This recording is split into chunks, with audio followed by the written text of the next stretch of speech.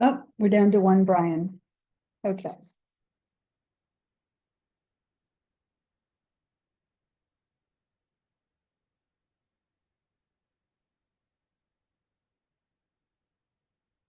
Okay. Folks. Has Catherine joined us I'm here. with the Can computer? you hear me? Yeah. Is your computer working? It is. Your idea worked. Yay. Yay. Hey, excellent. Then we are ready to get started. Yep. Okay. So let me welcome you to the March meeting of NPU-F. Today is March 19th, 2025, and I'm Debbie Skupczynski, the 2025 NPU-F chair. Taking minutes tonight is Catherine King, who is our secretary and has a working computer. Also present is Kay Stevenson and Susan Canellis, who are public safety co-chairs. Tom Schwab, our alcohol licensing chair. Wiley Summerfield, the zoning chair. Rich Sussman, our parks, tree, and environment chair. Marla Johnson, communications chair. And our assigned planner, Doug Young. Welcome back, Doug. Glad to have you here. Okay. NPU-F has two agendas, the full agenda, which is the one with the telephone numbers and map on the front. We also use a consent agenda, which includes applications, which historically this NPU has approved with no discussion. These applications will be bundled together to be approved with a single vote. If you are here for an application, please check the full agenda to find it. Both agendas are now in the chat.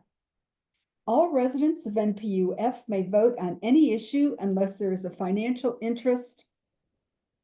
Oh, shit. They do have a financial interest in the vote or motion. If you're not an NPU resident, business owners may vote if they have met the requirements as described in our bylaws. The voting rules are on the bottom of the full agenda. We are using the honor system tonight.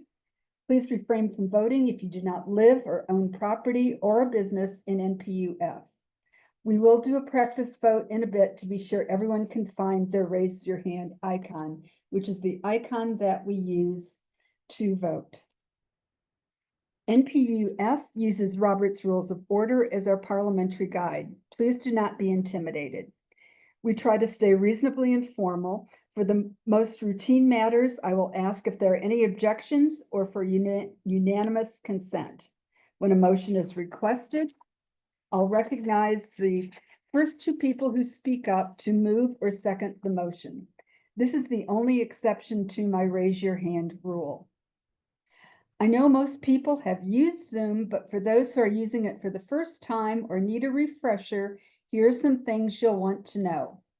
Zoom publishes a participant list, which includes everyone who is attending the meeting. Your name should be at the top of the list. If there is more than one person using the same device, please include both names on the participant list so that we can get an accurate attendance report. This will also be important for voting. To change or add a name, you click on the word more, M-O-R-E, to the right of your name to find an option to rename. If someone else's name is showing up in your window, then please correct it. If there are duplicate names, neither one's vote will count. The mute button, which looks like a microphone, is usually can be found at the bottom left of most screens. If you can't find it there, it would be at the top, usually under the word more or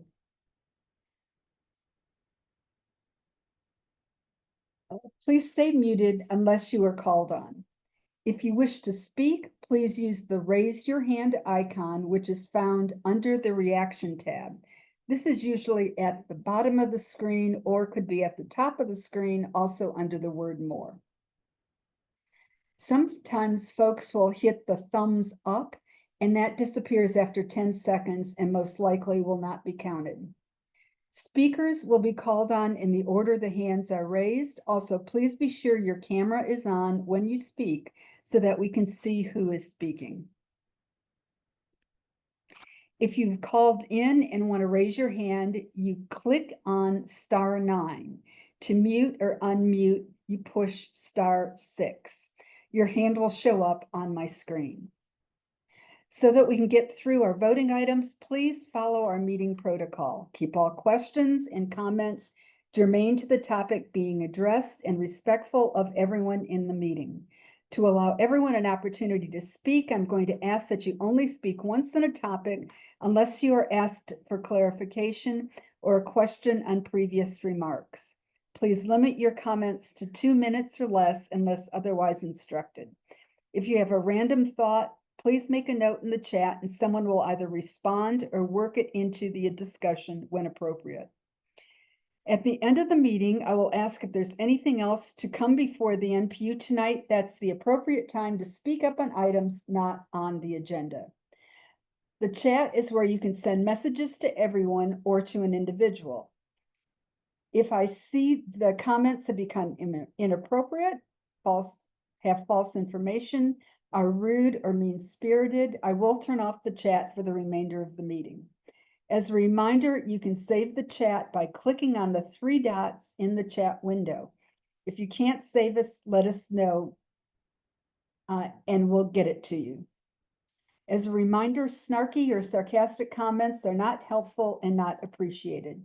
Please keep the snark to yourself. NPU-F is a snark-free zone, and I will try and do the same. So that we can all hear and get a good recording, it's important that anyone who speaks, that one person speaks at a time. If we are picking up background noise or interrupt or you hog the floor, you will be muted. Most people who attend NPU meetings are here because they feel strongly about a particular agenda item. I especially want to hear from you if you are opposed or to an application, or if you think there is something that should be noted to make a project more appropriate to the neighborhood. Please don't be shy about your point of view, but also please be brief. You could also leave a note in the comment if you don't want to speak.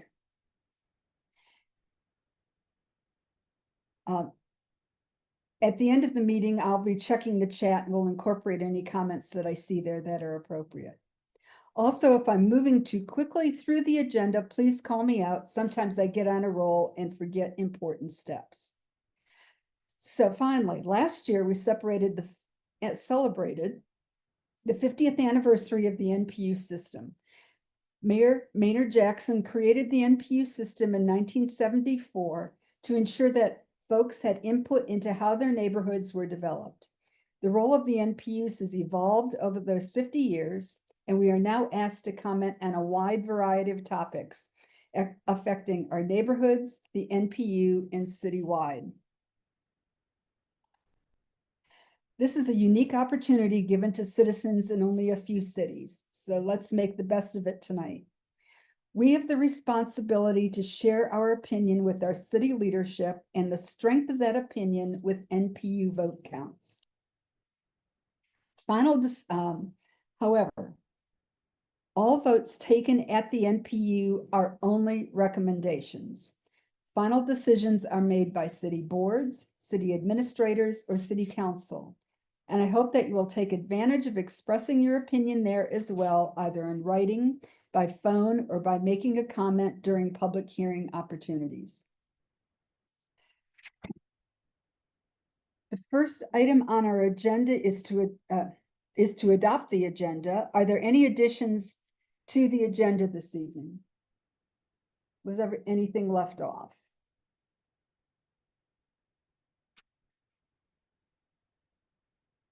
Okay, are there any objections to adopting the agenda? Speak up. I don't see or hear any. The agenda is adopted without objection. We next need to approve the minutes from February. There will be on the NPU-F website if not already there. They were placed in the chat and a copy was included on the quick reminder email sent to the NPU-F mailing list today. Are there any changes or corrections to the February minutes?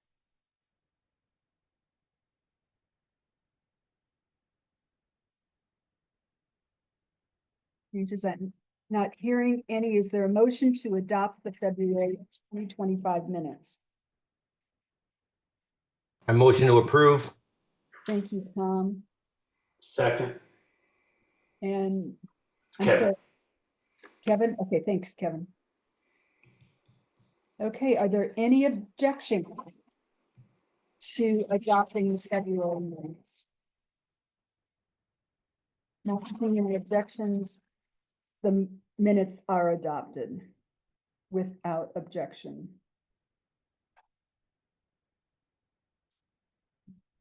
I have one announcement to make tonight. Get the reports from city departmental representatives. And that is a municipal court hearing regarding Happy Herman's, European Dry Cleaners, and Landmark Diner on Cheshire Bridge Road will be held next Wednesday, March 26th, from 9 to 9:30 a.m. at the City of Atlanta Municipal Court, that's on Garnett Street, in courtroom 5C. Judge Portis, known for being responsive to neighborhood concerns, would appreciate the presence of community members during these proceedings. So if you're able to attend, we'd like to get a good showing to let him know how unhappy the neighborhood has been with the condition of those properties. Alrighty, city departmental representatives. I saw Major Veins in the room. Do you want to start off? Major Veins is from Zone 2. Hi, I'm Lieutenant Henderson on behalf of Major Veins and Chief Shearbaum. I'm currently the lieutenant over Zone 2 Evening Watch. Oh, great. Are you here representing him? I am. Okay. Then go Okay. ahead and start. Thank you for having me. Just to start off, as far as crime is concerned, for Zone 2, we're down 31%. If you look at our robbery stats, you may see a couple of robberies. What we're seeing a trend on is shopping complexes that have security guards. There's some type of force used on the security guard as they're exiting the vehicle. So we're classifying these crimes as a robbery. So it's not the particular robbery that you think of, someone, held at gunpoint or something. It's more of an elevated shoplifting. But if you look at our stats online, it's going to show a robbery on our sheets. Another interesting thing that Major Veins has used with Zone 2, all the lieutenants here have a criminal investigation background. Morning Watch lieutenant came from homicide. I have experience with robbery, and the Day Watch lieutenant was an ag assault sergeant as well. With this information, we're debriefing most of the arrests that we make to make sure that we're not acquiring repeat offenders. We're also working with our repeat offender unit to make sure that if we have these individuals, we're making sure that they have higher bonds or no bonds at all, so they're not becoming a nuisance in your community. The final thing that I wanted to touch on is the Citizens Police Academy. It's from April 29th to June 17th. The deadline to register is April 14th, and I'll make sure that I leave the information for registration in the chat, as well as my contact information. It's a wealth of information being shared there. Some questions that I may not be able to answer tonight. The people responsible for those sections will be in the Citizen Police Academy, and they can answer those questions. But if there's nothing else, I'll open the floor for any questions for me. Are there any questions for Lieutenant Henderson in Zone 2?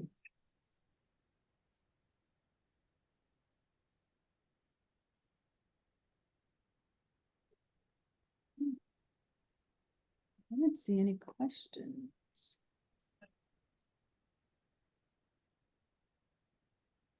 Okay, well, thank you for being here, Lieutenant.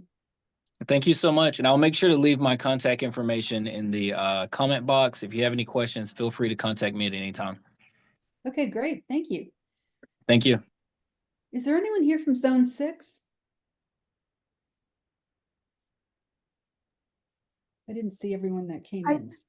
Saw Major Webster. Yes, Lieutenant Carroll, I'm here for Captain Harris tonight. How are you all? Oh, hey, Lieutenant Carroll. Good to see you. Good to see you too. I just wanted to go over some crime for this month. So far I'm trying to hang on one second.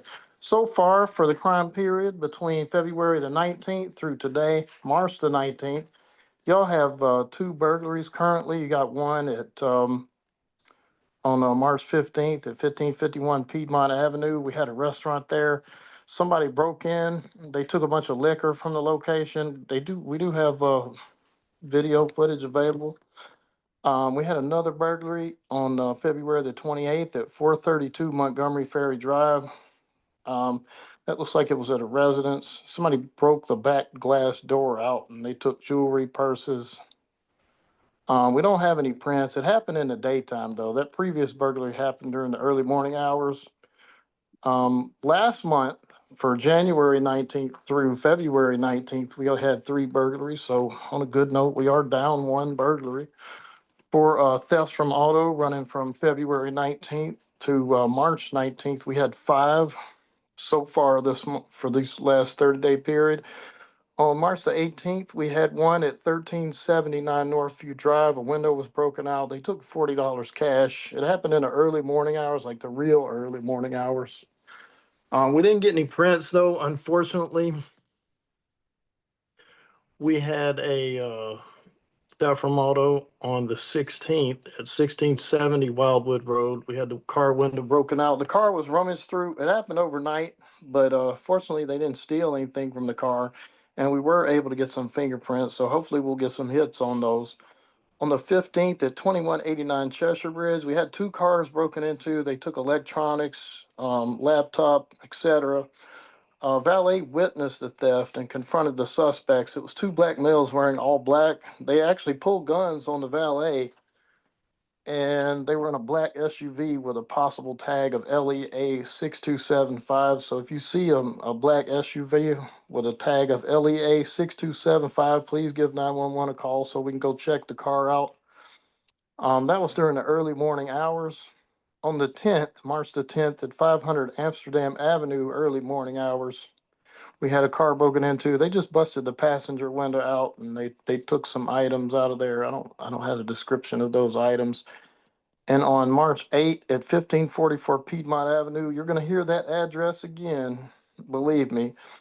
We had a car broken into. They broke the driver's side window out. Somebody left a gym bag with clothes in there. We were able to get prints. That happened during the early morning hours also. Luckily, we only had 5 this 30-day period, but we had 7 for the previous 30-day period running January 19th through February 19th. As far as auto thefts, we had an auto theft. There's that address again, 1544 Piedmont. We had a 2023 gray BMW stolen while the victim was in the gym. It happened about 10 a.m. in the morning. I think they left the car unlocked. On February the 20th, we had a Toyota Corolla stolen from the parking lot. Happened around 8 a.m. So we had 2 auto thefts for the previous 30-day period. But we didn't have, I looked to see if we had any ag assaults because I think one group asked me a few meetings ago about ag assaults. It wasn't y'all, it was somebody else, but I checked just to be sure and I didn't show any ag assaults for this 30 days we're in now or the previous 30 days. Do any of y'all have any questions or anything? If you have any questions, please raise your hand. This is for zone 6.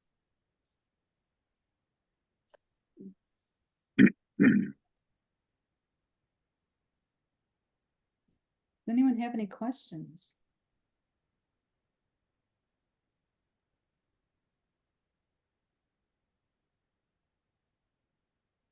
I'm going to put my email address in the chat. So if anybody thinks of anything after I'm gone, feel free to reach out to me. I'll be glad to answer any questions you might have or give any guidance you might need, or you might have some ideas for me. Okay, great. Thank you. And thank you for being here. You're quite welcome, ma'am, anytime. We'll look forward to seeing you again. Yes, ma'am. Okay. Captain Hodges from Atlanta Fire and Rescue. Hey, good evening, everyone. Recently we had the spring forward in time. Whenever we do that right there, we just want to remind everybody to go through and check your smoke detectors and make sure you got fresh batteries in them. When you're doing that, also look on the back of them and check the dates. They do have expiration dates on them. Different manufacturers at different times. If you get on there and you check it and you find out that you do need a new one, in the comment section, I'll put down how you can reach out to headquarters and request a new smoke detector, and they can help you out with that. Other than that, we don't have anything else to report from fire. Any questions for Captain Hodges? Have you finished draining all of the hydrants? We have not started the spring inspections yet. We finished up fall a little bit late last year. Spring inspections will start next month. So you should be seeing us out in the community here in the next couple of weeks doing that. Okay, great. Anyone else? This seems to be a very quiet bunch tonight. Thank you for being here, Captain. Thanks. Thank you. Okay, is anyone here from code enforcement? No, don't hear anyone. Tamika. Hi, this is Officer AJ Williams Oh, with Code thank you. Enforcement. Okay, do you have a report tonight? I do not. If anyone have any questions or concerns, I put my phone number and email in the chat box. Okay, does anyone have any concerns that they want to ask Officer Williams tonight? Rich, go ahead. Rich Sussman. And unmute. Rich, Code enforcement, correct? yes. Code Okay. enforcement. Yes. So 1011 North Rope, which is a house sort of under construction, and it wasn't under construction, and it was a stop work order, I think, due last week, and nothing has happened. I'm not sure if this comes under code enforcement or Bureau of Buildings, the permitting, but the sign is up there and nothing has happened. So if you could look into 1011 North Rope Drive 30324. I would appreciate Yes, it. sir. I'm aware of that. The stop work order came from zoning. Right. And Yes, nothing so they were in court. They were in court last week, Okay, and I think it was rescheduled in reference to some paperwork that wasn't complete. So that's all I know as of now. okay, thank you. You're welcome. Thank you. And You're welcome. Kay, do you have, I think I see your hand raised. Yeah, you, Debbie, mentioned that the Happy Hermans and those 3 or 4 properties there were going to be in court next week. I was wondering if Ms. Williams can tell us.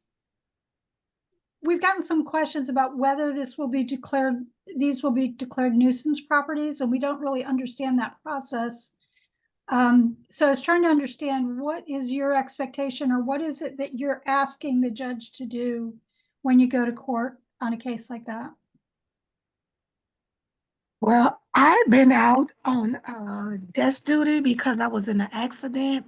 So it's another officer that's actually picking up my cases until I get released from therapy. But in a case like that, they were cited due to junk, trash, and debris on the property. And it also was working, if I'm not mistaken, they were doing some work in the backyard. They didn't have a permit for. So, Did that answer your question? well, a little bit. So when you go, whoever represents the city goes into court on this case, what are you asking the judge to do? Are you asking him to force them to clean it up? Are you asking him to declare it a nuisance property? Yes, ma'am. So once the judge reads off the citation and he sees what's going on with what the violations are, one, they have to be in compliance before they come to court. And two, if they're not in compliance, then you either get a trial, you're gonna pay fines. So 9 times out of 10, majority of the people that comes to court are in compliance. Okay, And if they're not in compliance, then there is a fine you will have to pay, as well as court fees. Or if he sees some improvement, he will offer them an extension for maybe 2 weeks, depending on what works needs to be done. okay, thank you. You're welcome. Officer Williams, do you know which officer will be representing that case? Well, I know they were in court last week. So if you would send me your email address in the chat, I'll be back to work tomorrow and I can let you know who's going to be on the case. Okay, great. Thank you. You're welcome. Are there any other questions for Officer Williams and code enforcement? Debbie, I have one. What was the name? Was that Happy Herman? What was Yeah. the location? Yeah, Happy Herman's Landmark Diner and European Dry Cleaners. Thank you. Okay. Thank you, Officer Williams, for being here tonight. You're welcome. Debbie, I'm sorry to speak out of turn. This is Janelle Bowles with the City Solicitor's Office. I'm actually in my car and I don't know how to raise my hand. So I'm doing way too much in the car. But I wanted to speak about the proceedings generally in court. So someone from the Solicitor's Office would actually prosecute any code enforcement violations. So either they are, if it's in 5C, which is 5C now is no longer, well, the housing cases are no longer being heard by Judge Portis unless they may have been a reset of some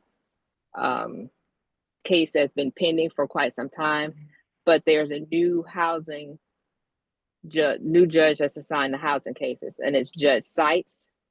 And I'll put his name in the chat when I get an opportunity, but Judge Seitz is in 5C and he's handling those any cases regarding code enforcement issues for commercial as well as residential. Now, Okay. I know, I think it was Kay's question about whether or not it would be, would the ask or would the request of the court be for the property to be declared a nuisance, or what would be the procedure? Would it be asked to be closed or cleaned up?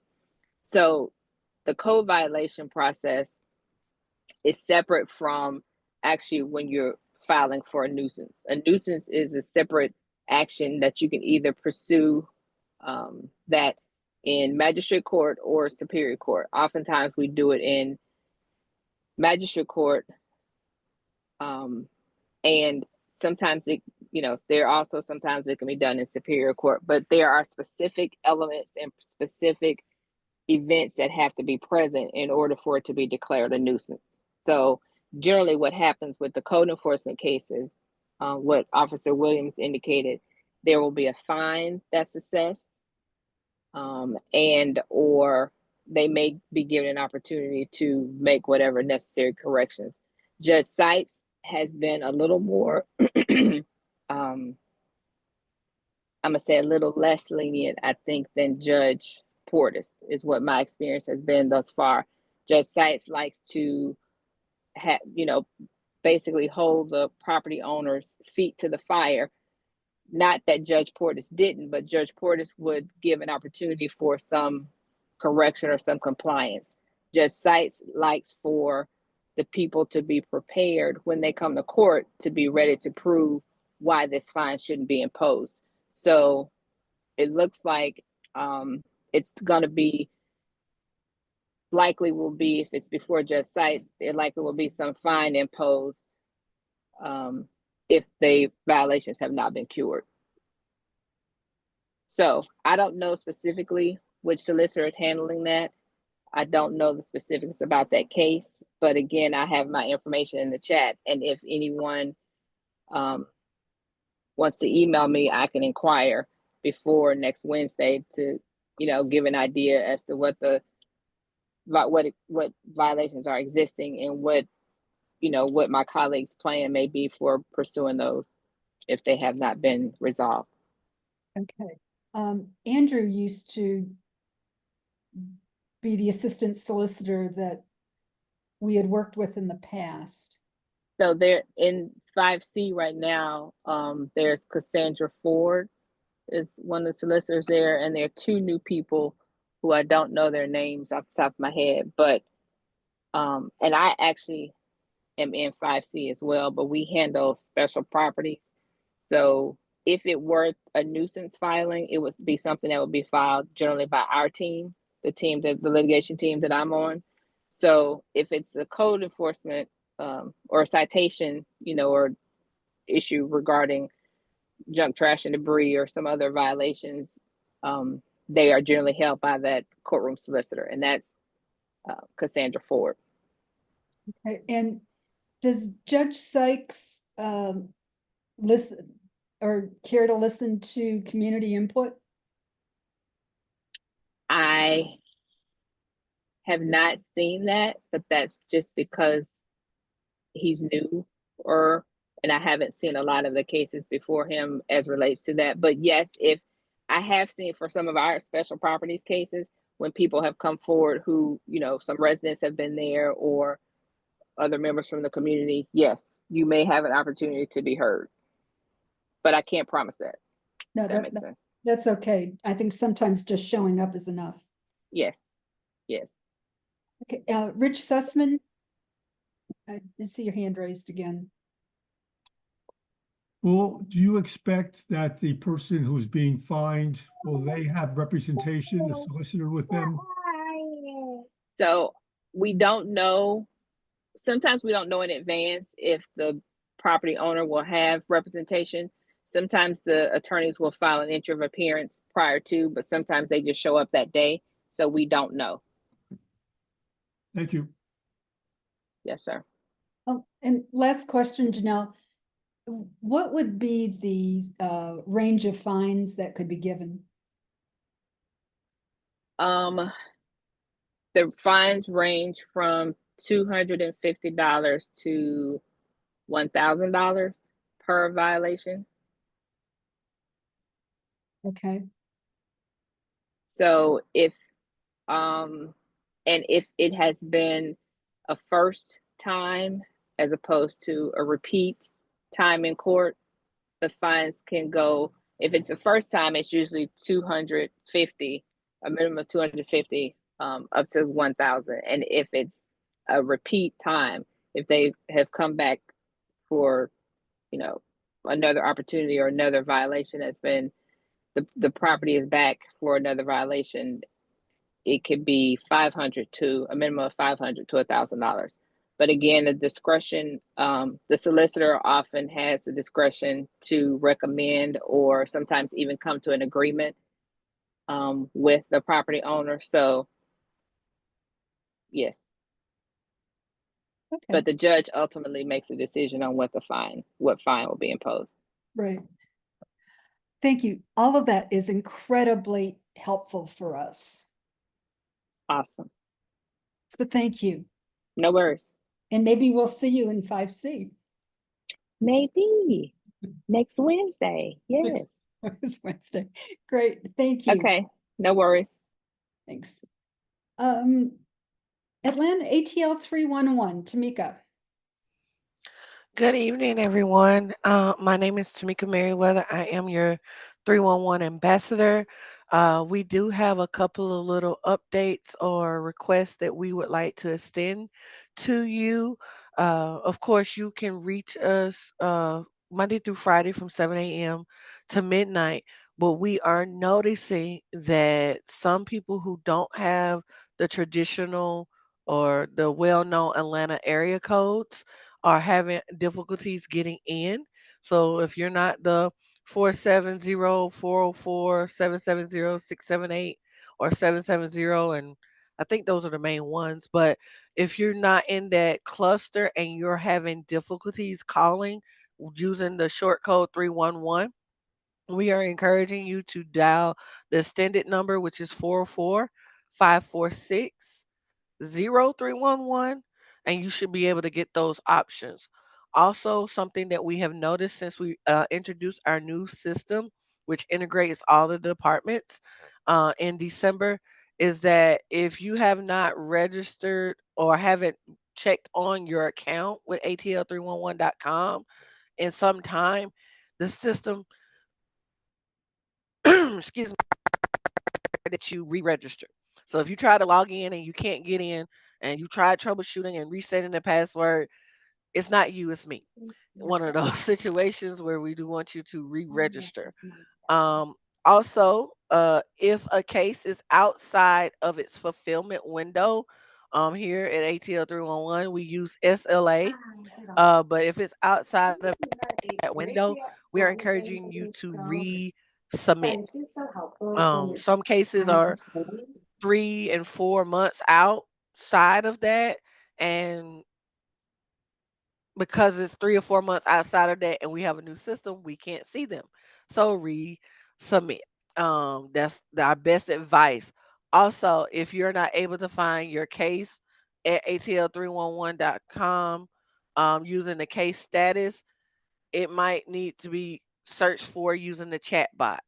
ATL311.com is showing some favoritism towards the Department of Transportation and some of Public Works cases. Anything that's big, like visibility, potholes, that you can find those, but something smaller or more personal, like your carts or watershed cases, you might have to go through the chat bot or you might have to call us. Again, there's 5 pathways. I put all of those in the chat. I'll resubmit them. You can call, you can chat with us at atl311.com. You can email us at atl311 at Atlanta, spelled out, ga.gov. You can also take a picture and at us at ATL311 on Instagram, Facebook, and Twitter, aka X. And you also may sign up and have your little app where you can check in with us via that option. I have included my supervisor's contact in the chat as well as a survey. We're encouraging all NPU members to take opportunity to give a survey, good or bad comments. We just want to hear from you. Uh, and also, if you have any events that you might want us to appear for you guys, we've done career fairs. We meet with our seniors. We do anything and everything to make sure that our community knows how to reach out to us. And both of those links are in the chat. Again, I will resubmit. And that's it. Thank you. Are there any questions for ATL 311?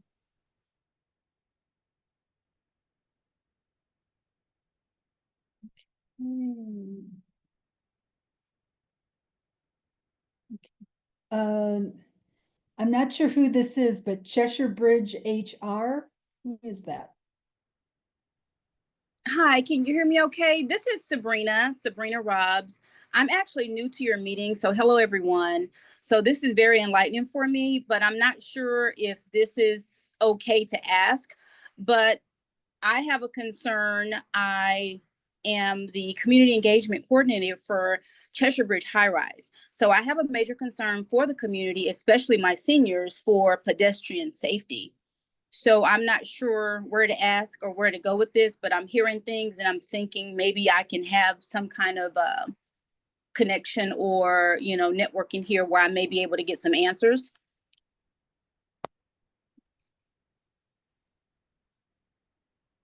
Was that a question for me or for the group? Just in general, like I said, I'm new to the meeting Okay. and I am listening, When trying to observe. okay, when you say safety, you mean like you want senior crosswalk signs or Absolutely. like that Absolutely. will be something that you can request through us. We'll put a work order in for you with a Department of Transportation. So you can give 311 a call. We are the non-emergency. Some of them are emergency, but non-emergency request line for the city of Atlanta. Basically, we're your olive branch to all the departments. So you can always give us a call, chat with us, or go via email if you want to have a record. Okay, that sounds great. So that's where I was going with it. So in addition to that, questions related to that. And apparently it's been an issue for quite some time. A few of my residents, unfortunately, have been struck here on Cheshire Bridge. And yeah, that's a major concern for me. And also, since you mentioned community events, I would love to speak with you and whoever else that is interested with coming out and talking to my seniors. Okay, great. my supervisor is the coordinator for all of those. Her name is Sade Stokes Campbell. I put her email in there, but you could also utilize the link for the request of setting up an event. She should reach back out to you within 2 business days of you doing that request form. But yeah, definitely give us a call and let us know that you need a traffic study done in that area, and they'll see if signs or traffic lights or whatever is needed to make sure they are safe. Thank you Okay. so much. I appreciate that. Okay, thank you, Sabrina. Rich Sussman? Yeah, Sabrina, I'm Rich Sussman. I'm in Cheshire Bridge High Rise is in the Linridge Martin Manor neighborhood. And if you could leave your email address, you could possibly work with the neighborhood association. We work very closely with our city council person and also the Piedmont Heights Business Alliance, which is doing lots of stuff on Cheshire Bridge Road. So perhaps there's some opportunity for some coordination about addressing your issues there. Awesome. Thank you so much. And I'll do that. Thank you. Thank you. Susan Canellis. Hey, Susan. Yes, Sabrina, Susan Canellis. I'm with the Civic Association Piedmont Heights, and I also second Rich. We are also working on, our Business Alliance is working on a CID for Cheshire Bridge. They're going to have a cleanup in May, and we'd love to get you in the fold, both with Linridge Martin Manor and with the Cheshire Bridge group. Okay, I'm that's glad you. awesome. Thank you so much. Thank you. Okay, Welcome. you've got some resources, Sabrina. Awesome. Thank you. Public Works Code Enforcement.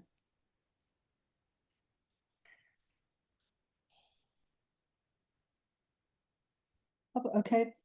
Watershed Management, Aisha Brown. Right, Aisha, are you here? I don't think you are. And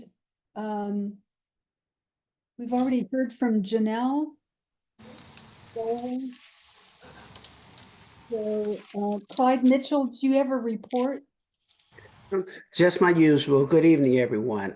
This is Clyde Mitchell, Neighborhood Relations Manager in the Office of the Ombuds of Neighborhoods with Dr. Jody Merriday.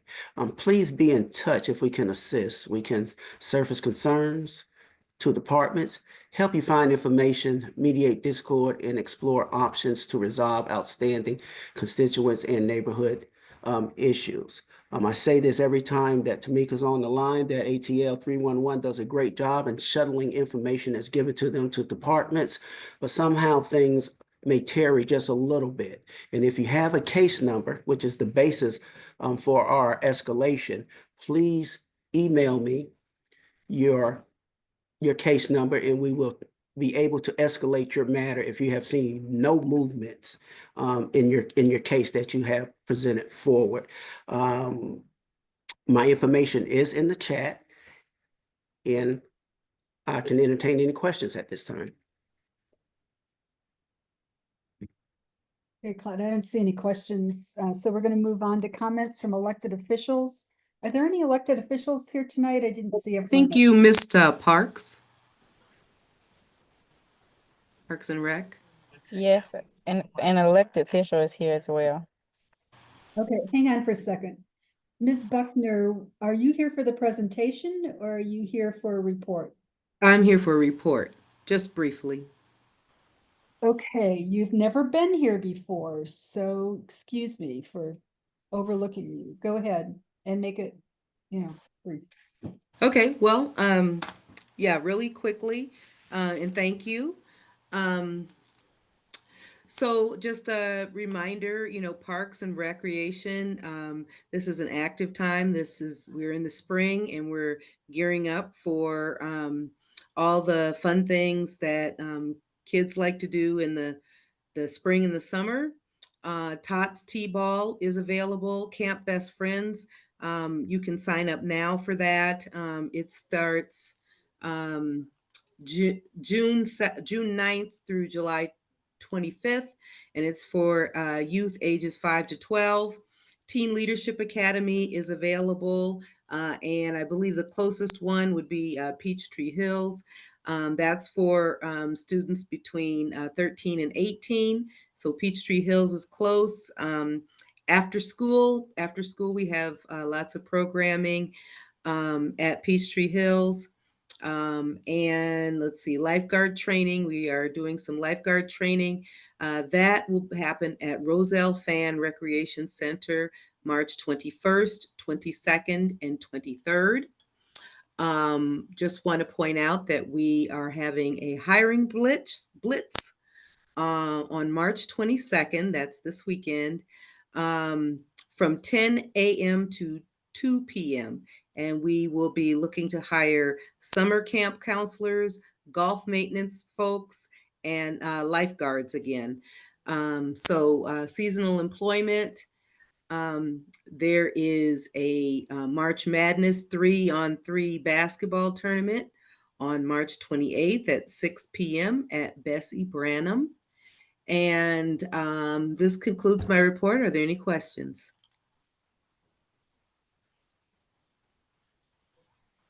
I'll put my information in the chat. Okay, great. Thank you. All right. All right. Elected officials. Hi, I'm Amber Madison from Councilmember Bond's office. But the council member is not here, Amber? No, he isn't. Unfortunately. Yeah, you're stuck A with me. brief report. Uh-huh. Yeah, we have I'm excited to announce our HelloFresh food giveaway is starting back. It was approved on Monday in full council. So you should be seeing weekly updates for the location of the food giveaway on Councilmember's Facebook page. And I think that's about it. I dropped the contact information for the office in the chat. That's mbond@atlantagA.gov. And mine is amadison@atlantagA.gov. And the office number is 404-330-6770.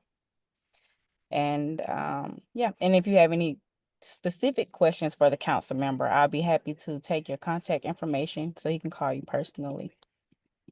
Amber, do you know if any of the food giveaways are in this part of town?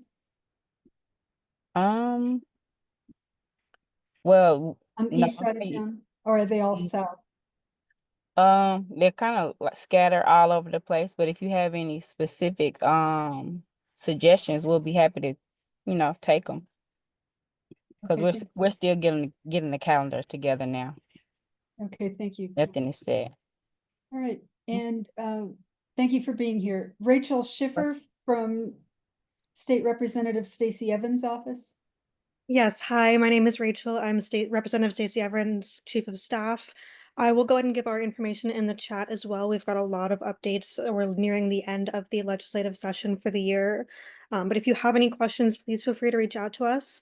I'm also going to include the link you can use to sign up for our newsletter, which will have the more detailed updates weekly. You can also use that link to get notified about our town halls. We're going to have a town hall on April 15th, also tax day. But that'll be a chance for anyone who has a specific question or concern about the legislative session to speak with Representative Evans, as well as State Senator Sonia Halpern, and really talk through anything that's on your mind with her. Thank y'all so much. Thanks, Rachel. I'm going to repost the consent agenda for those that joined the meeting late. Are there any other representatives from an elected official? I don't think I see anyone here. Okay, then we're going to move to the consent agenda. This is the agenda that includes applications that have traditionally been approved by this NPU without any discussion. We have two BZA applications B 2532 918 Glen Arden Way, Northeast. Okay. Please remember to stay muted because we're picking up some background noise. This is on Glen Arden Way. The applicant seeks a variance to reduce the west side yard setback from required 7 feet to 3.5 feet. Applicant also seeks special exceptions to remove the requirement of the front door facing and being visible from the adjacent street, and 3, to allow for a parking bay in the required east side yard setback. This is in the Virginia Highland neighborhood, who reports that a site plan was conducted, neighbors were notified, was no neighbor opposition at their meetings, and the VHCA board approved unanimously. Virginia Highland is recommending approval.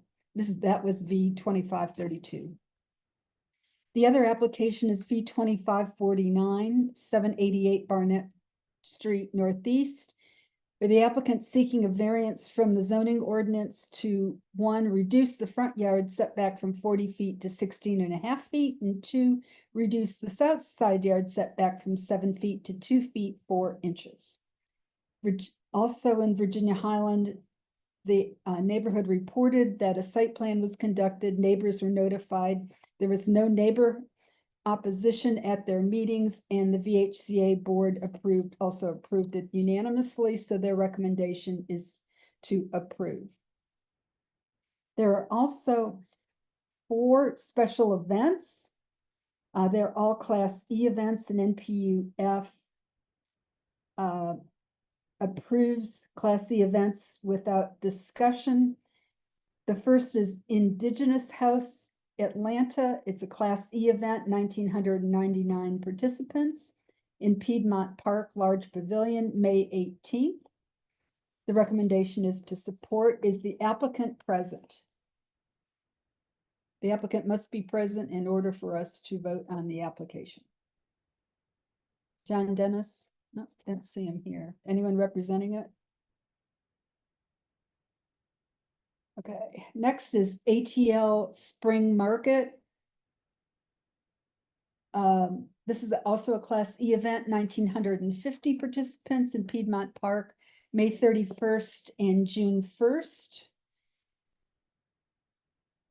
Is the applicant present? Sydney? Present. Sydney, you're here? Yes. Okay, great, thank you. Just wanted to see your pretty face. Okay, Cafe City Festival. This is a Class E event, 1,000 participants in Piedmont Park Meadow, June 8th. Is Queen Brown here? Yes, I'm here. Okay, great, thank you. And the last is Stitched to ATL, the Piedmont Creative Market. Also a Class E event, 1,850 participants in Piedmont Park, November 22nd. And I believe that is your amended date? Yes. That's correct, okay. And you are present, Mr. Yes. Benjamin. Okay, great, thank you. So, is there anyone here that is opposed to any of these applications? No here is opposed, okay. Is there anyone here who wants to have an application removed from the consent agenda so that it can be discussed in their regular place on the agenda?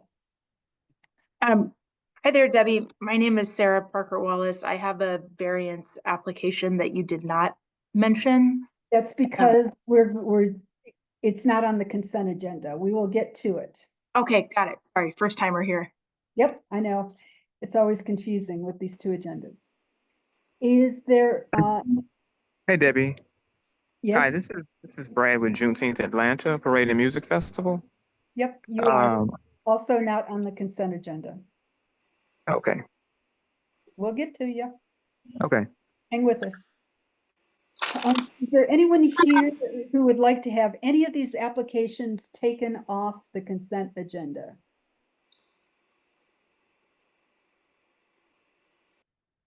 Anyone here? Okay, I don't see anyone. So is there a motion to adopt the consent agenda after removing Indigenous House Atlanta, who is not present? So So- moved. It was Tom. Tom was first, Kay was second. It was a foot race. Second. Okay.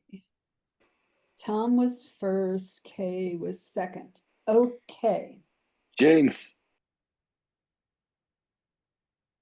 okay. All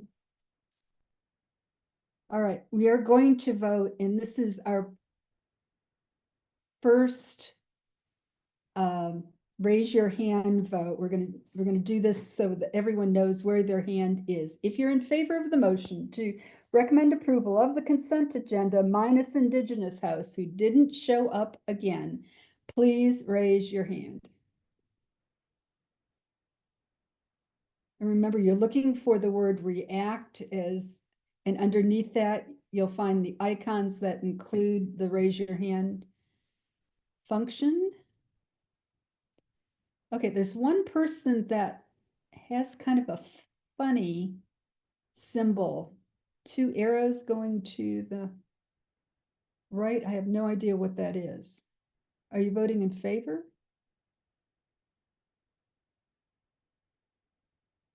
Okay, and remember, you only get 1 vote per person. So Sabrina,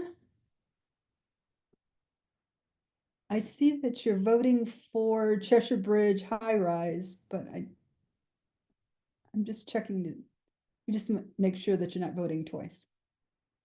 Not that I don't trust everyone in the room.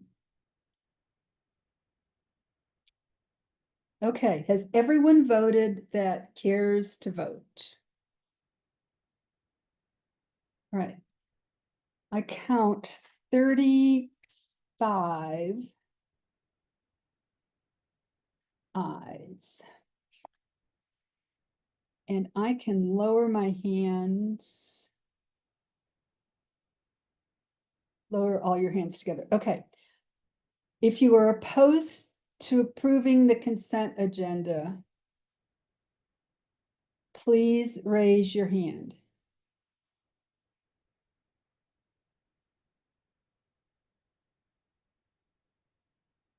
If you're opposed, please raise your hand. Last call. Okay, I don't see any votes. So by a vote of 35 ayes and 0 nays, the consent agenda is approved. If your application is on the consent agenda, then will not take any further action on your application. And if you want to leave the meeting, we're glad to have you here, but it's no longer required that you stay. Alrighty. Quick question. So sorry, just to confirm, when we were communicating via email with the NPU-F, we were under the impression, this is Brandon with Stitch 2, ATL. We were under the impression we were going to have to do some kind of presentation since we've gone through the vote. Are we all good or? Yeah, you're done. For Class C events, we don't go through that process. We'd be here all. Awesome. Okay. Cool. Thank you so much. All Thanks right. for You'll have a being great here, night. You as well. Okay, we're now in the matters for voting. This is the rest of the matters for voting. The first item up is the alcohol license application, and I'm going to turn the meeting over to Tom Schwab, our alcohol license chair. Excellent. Thank you, Debbie. I appreciate it.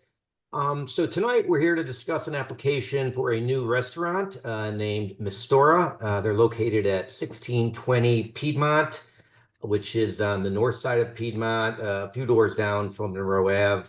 Some of you may be familiar with the old French bistro Atmosphere. They're going into that same location. So tonight, I believe we have Mr. Iskleiker, the owner, and his counsel, Mr. Robinson, with us. Why don't we start by Mr. Iskleiker? Would you like to give us a brief overview of what your plans are for Mistora? You have to unmute your mic, Jacob. Hi guys. My name is Jacob Isliker. I also own a restaurant that's down the street from Mistora, which is Verdor Kitchen and Cocktail. But the agenda for Mistora is to just be kind of like a neighborhood tapas, classic food and cocktails. Um, and that that's the agenda for that space.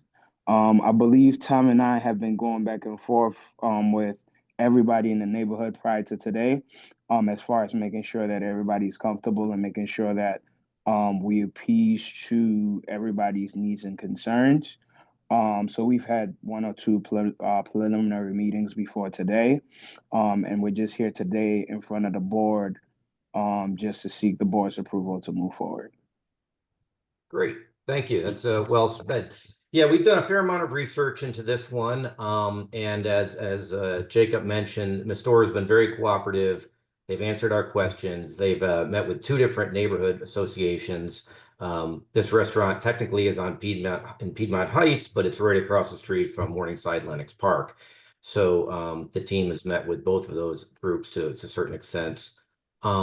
Also, I will say that I'd like to thank Mr. Isliker. He's been very receptive to requests, changing operating hours, reducing them, things like that. They've even postponed this to this meeting so that we could give the neighborhood associations a little more time. Let's see. There's no entertainment at this location. No outdoor seating, no outdoor music. Is that all correct, Mr. Yes, Isliker? sir. Yes, Excellent. sir. Excellent. And as you mentioned, Mr. Isliker's been the sole owner of Venture, which is also an NPU down in Dutch Valley, a couple of years, and there's really been no major incidents there. So the last concern I think that we've talked about, and we have this with all restaurants moving into the older locations, is the parking. And Rashad, I did just receive your email. It looks like your valet has done a new look at the number of spaces. Is that correct? Yeah, from what Jacob was sharing with me, he I guess struck a deal with the valet company, and as you may be aware already, we still have to finalize the valet process with the city of Atlanta as well. So all information included with that will be forwarded to you all. But yes, the plan, and I can let Jacob expound on it a little more, but the plan is the valet would not only um, um, the valet would address any issues or concerns there may be regarding traffic. Um, and I'll let him jump in. But what I'm envisioning is uh, not only are they encouraging ride sharing, but the valet service will have the patrons drive into the driveway. And the driveway is wide enough for a two-car lane, essentially.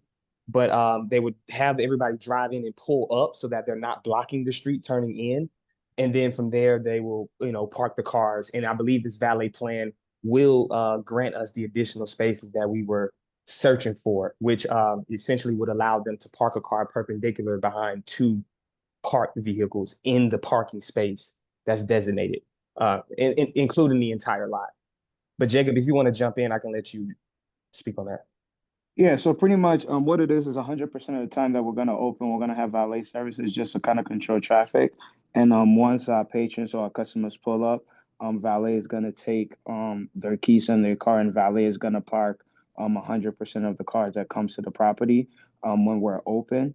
I believe there's something called MP is what they were saying, which they're saying that acronym is something that I think the city and everybody should know, which simply means multiple parking. So they are going to exercise that multiple parking strategy, and with the multiple parking strategy, they can park a car behind every two cars, and that is the system that they're using to maximize the space. Okay. So I'm sorry, Debbie. how many cars will you be able to get into your lot? So I believe, don't quote me, I think it's in the letter. They sent a letter to Tom. Yeah. I don't have the letter in front of me right now, so I don't want to misquote and give you Yeah, no, the wrong number. I just Rashad snuck that one in under the deadline today. It came in at 7:10. That's why I haven't forwarded it to the team. But Yeah. the valet is saying they can fit 29 to 30 cars using this parking method that was described. And how many, what's their requirement? The requirement based on the square footage we have on this floor plan is 25 total, Okay, based on the square footage of the location. And this was the same parking agreement that was not agreement, but this was the same exact layout as Torange from the past. Yeah, the parking requirement that I saw just is I calculated out to be 36 spaces Yeah. based on the square footage, unless the square footage number has changed. Yeah, so that plan, I think initially you had forwarded to me because I didn't have a copy from 2 years ago, but that plan had the actual correct square footage. And what I included in the initial application was an error, because we did end up with Torange before they were approved. We did have to revise the plan because the information provided to me from the clients was wrong. So that's why this revised floor plan is showing the 25 versus what's on the app. And and as mentioned before, I didn't edit it yet because I wanted to wait until we met tonight. But as soon as we're done with this meeting, according to what's agreed to, I'll make sure that APD revises the application so that it'll reflect the correct information before our LRB meeting.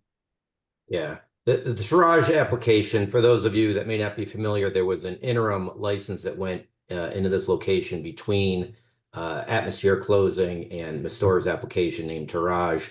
We approved that alcohol license. Their latest rendition of the parking had 22 spaces. So we're up from 22 to somewhere in the 29 or 30 range. okay. All right. Just Mr. Robinson, what do you calculate the current square footage to be then of the establishment, just for the record?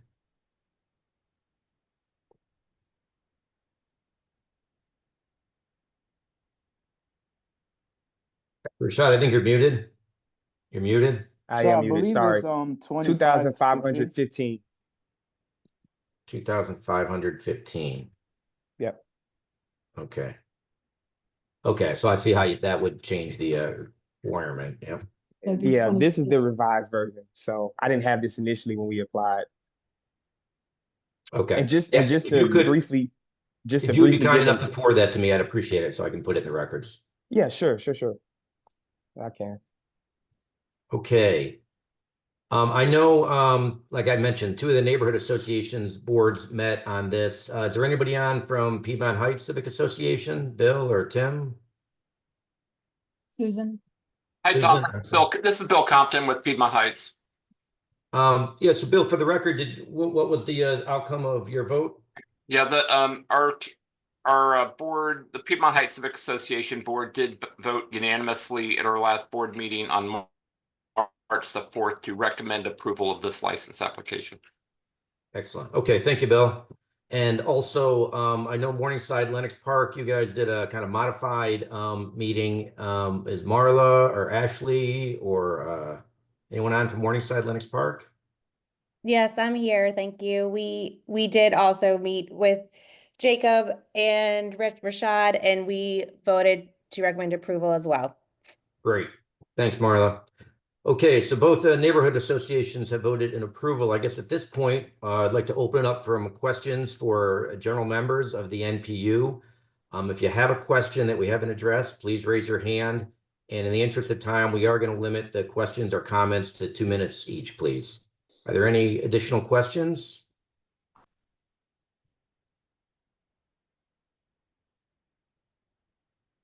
Okay, seeing no hands raised, we'll assume there's no additional questions from the general body. So is there a motion for approval of this application? This is Bill Compton with Piedmont Heights. I will make a motion to approve. Okay, do we have a second? This is Marla. I will second. Thank you, each of you. Is there any discussion on the motion? Again, to rephrase it, the motion is recommended for approval of this alcohol license to be moved on to the LRB with a favorable recommendation. Any discussion on that? All right, seeing no hands raised, we will put it to a vote. Again, use your raise hand method. If anyone would like to vote in favor of this application, please raise your hand now.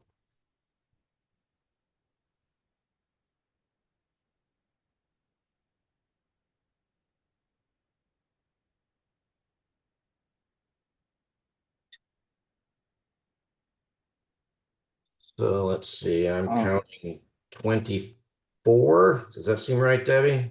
I've got 28 hands. Oh, you've got a couple. Yeah, you've got super controls. I don't I'm up to think 32 hands. I'm up to 32 hands now. All right. Okay, as a reminder, only residents in NPU-F are eligible to vote here.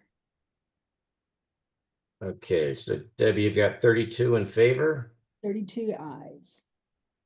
And I can clear it. right. I don't know if you're able to clear it, but I can. There you go. I don't have the access to clear it. Thank you. Okay, anyone opposed to the motion, please raise your hand.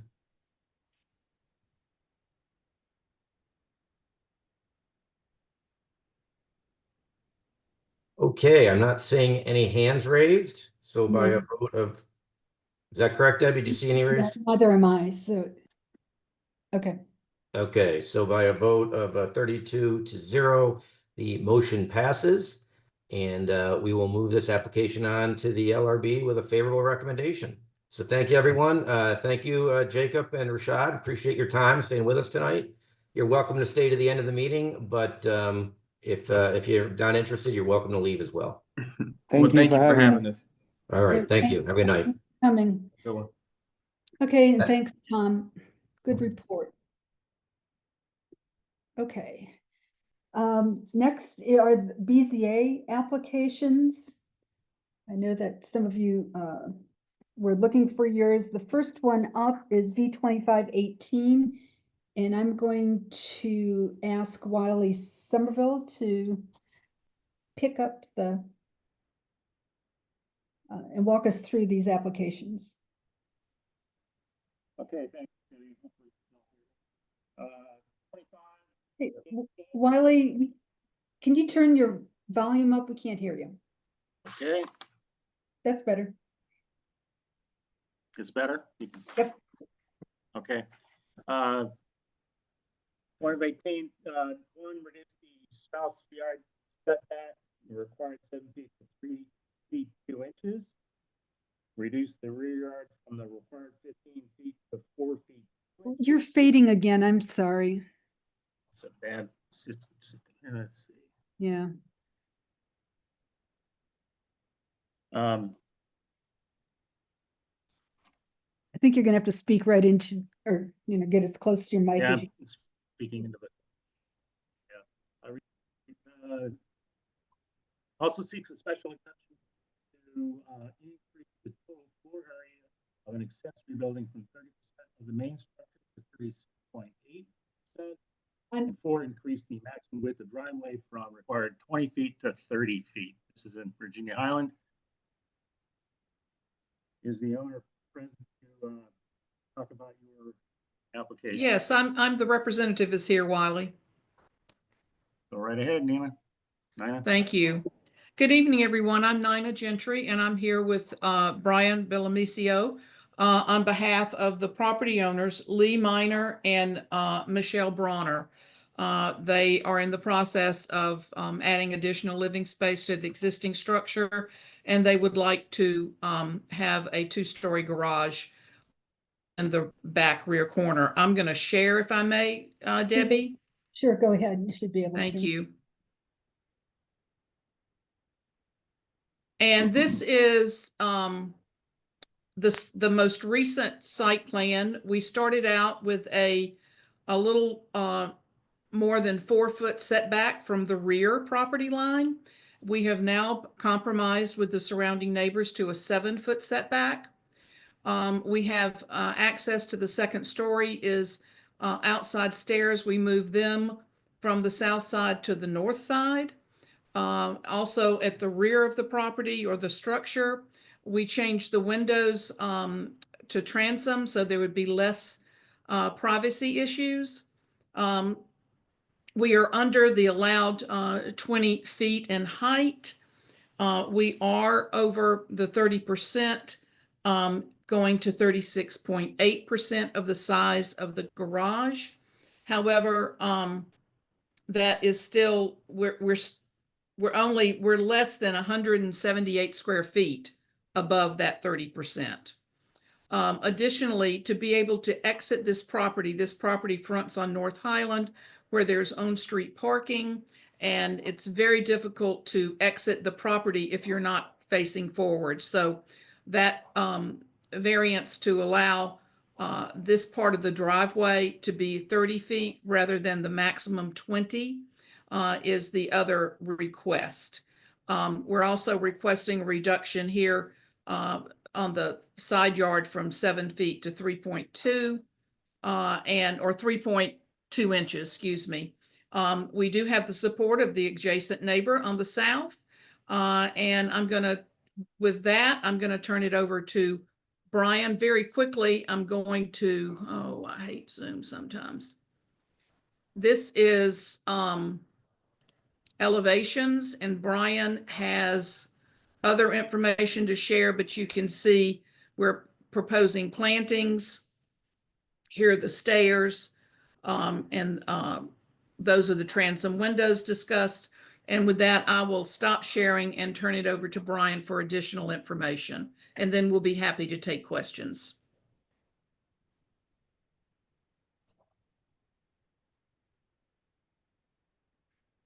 Hi, everyone. Can you hear me? This is Brian Bellissimo. I'm the architect. Thank you, Nina. I just have some context for this request. Some diagrams and some recently supported projects of very similar nature. This is the subject property. For the immediate context, you can see the neighbors' garages around this area. This one being the one that's under proposal. The neighbor to the rear has this garage, within probably a foot or two of the rear property line. As you can see, then the neighbor to the direct north also has a garage in the backyard. A lot of these are located because of maneuverability on these tight lots. And then lastly, there's another garage here that's also, approximately a 2-story garage right on the property line. So we don't feel that this is out of context. We also have a recent project for reference. The one on the left is a previously supported and approved variance for a very similar condition on Virginia Circle, where the garage was approved with a reduction to 6 feet in the rear yard, where we're actually proposing 7, and locating it in a way that the auto court allows for maneuverability in the backyard. So on the right here is ours for reference. Similarly, this is the same project again, side-by-side comparison. As Nina mentioned, we are under the allowed height, and the previously supported and approved project here on the left, just showing contextually how that is similar. Here's some photos.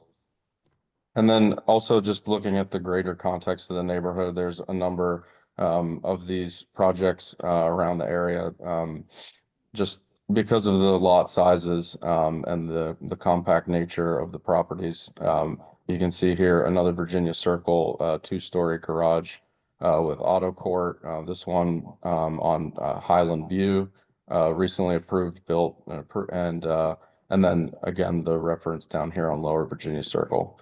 So that's all I have. I just wanted to offer some additional context and historic nature of this request. Thank you. Any questions for the applicant from the attendees?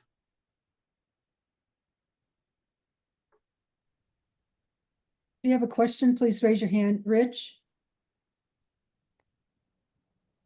You have to come off mute, sweetie. Rich, you're muted. What would be the lot coverage, impervious surface? We're under the 50%. Okay, Yep. thank you. You're welcome. It wasn't on yours, but it's a lot of development, that's why. There happened to be an awful lot of concrete in that backyard before construction started. So, but they were still under the 50% then.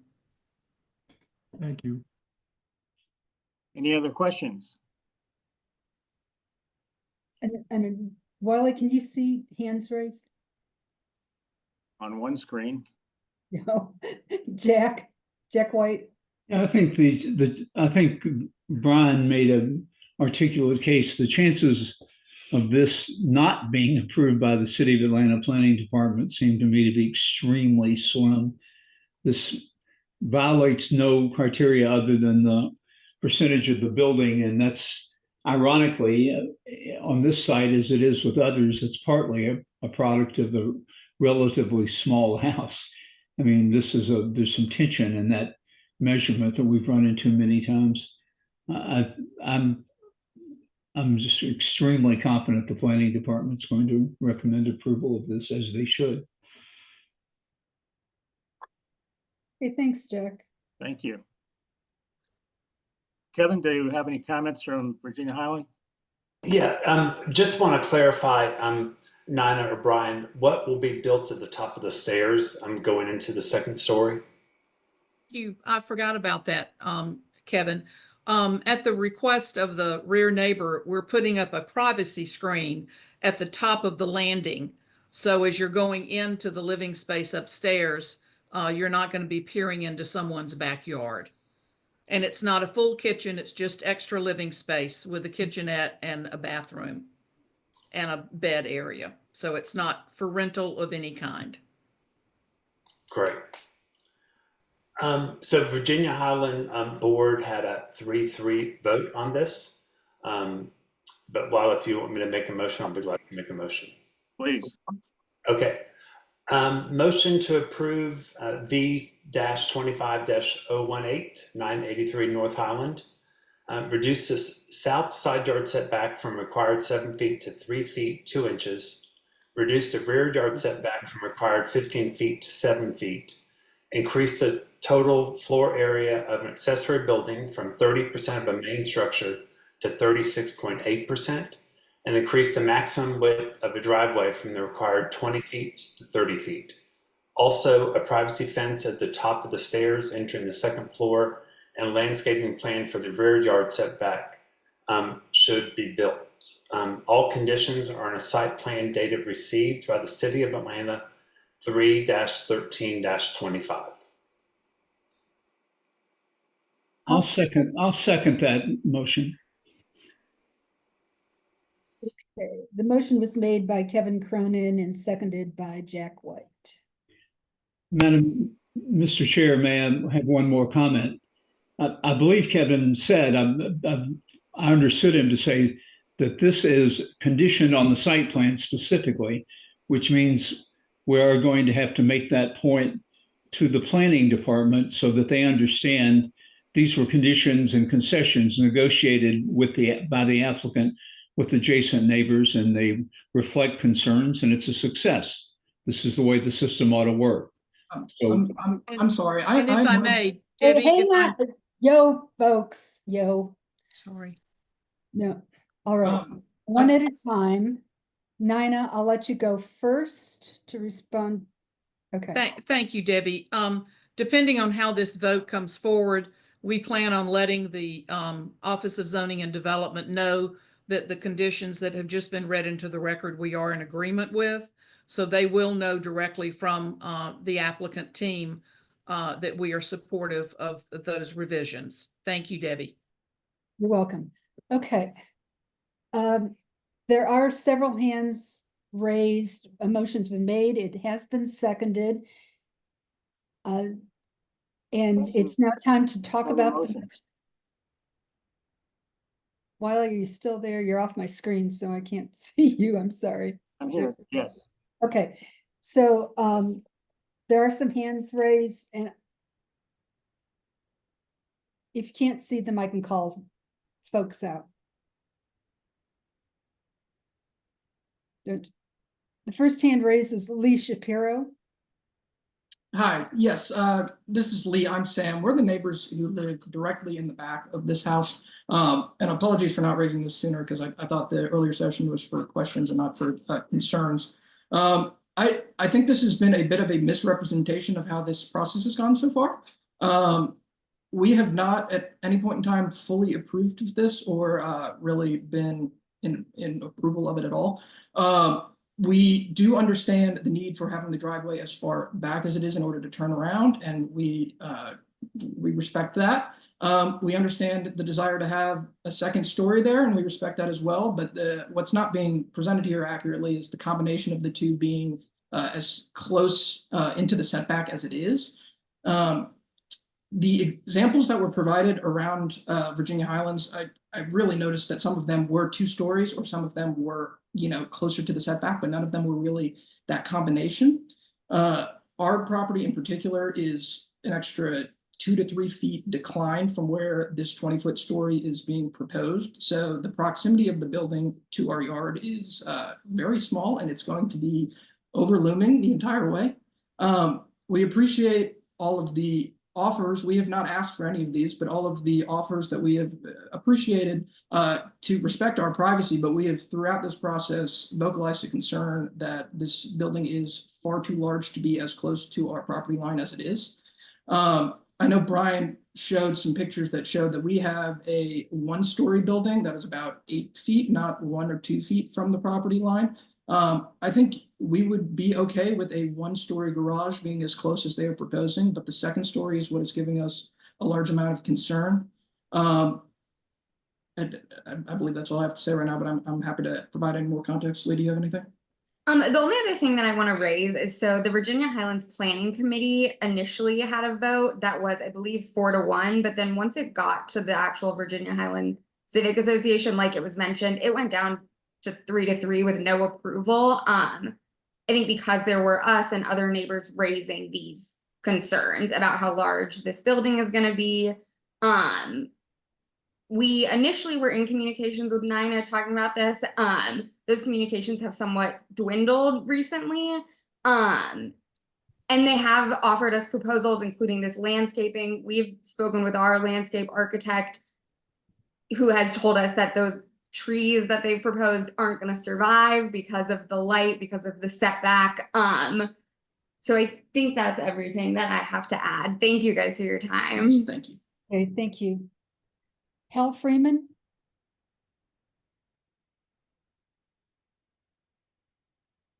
Hal Freeman? Yes, can you see me? Yeah, go ahead. Okay. So I support the variance, and I'm 3.5 feet away from the south side of the setback. It makes sense to me that any accessory dwelling is the furthest away from the main dwelling of every property. I understand that this gets closer to the south, to the setback of the rear neighbor, but that's still the furthest away from their main dwelling, and they've got a ADU right behind. So rather than seeing a ADU in the closer to the middle of the backyard next door to me, and I've already conceded the 3.5 feet to 3.5 feet, I'd rather see it further back into the yard so I can see more green space. The house on the north side of the subject property has a garage that's right in the middle, at least visually, in the backyard. That obstructs a view. So if it's in furthest to the backyard, towards the 8-foot fence behind the neighbor to the rear, that's a win-win for everybody, in my opinion. Just getting it away from the garden behind the main house is more visually pleasing. But I support it. And those ADUs are all over the neighborhood. And I understand the argument about topography, but to me, the horse is out of the barn. Those are all over the neighborhood. And it to put a different standard on this one, to me, harms my property by boxing me in, and it's unfair. So that's all I have to say. Okay, great. Thank you, Hal. Thank you. Appreciate your comments. Next is Stephen Kelly.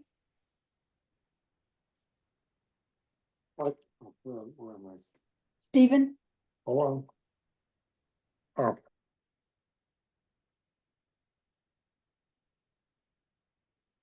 Stephen Kelly? He's muted. Is it? His camera's not on, so he can't. he's working on it. Hold on.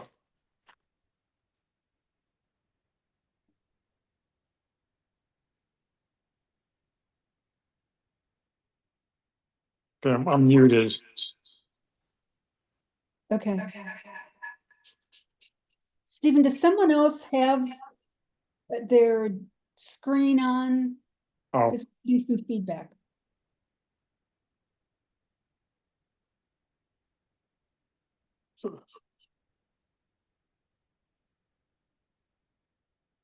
Okay, why don't you go ahead?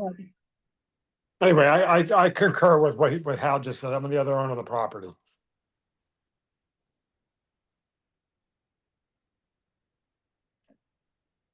Okay, anything else that you want to add? None. Okay, thank you. And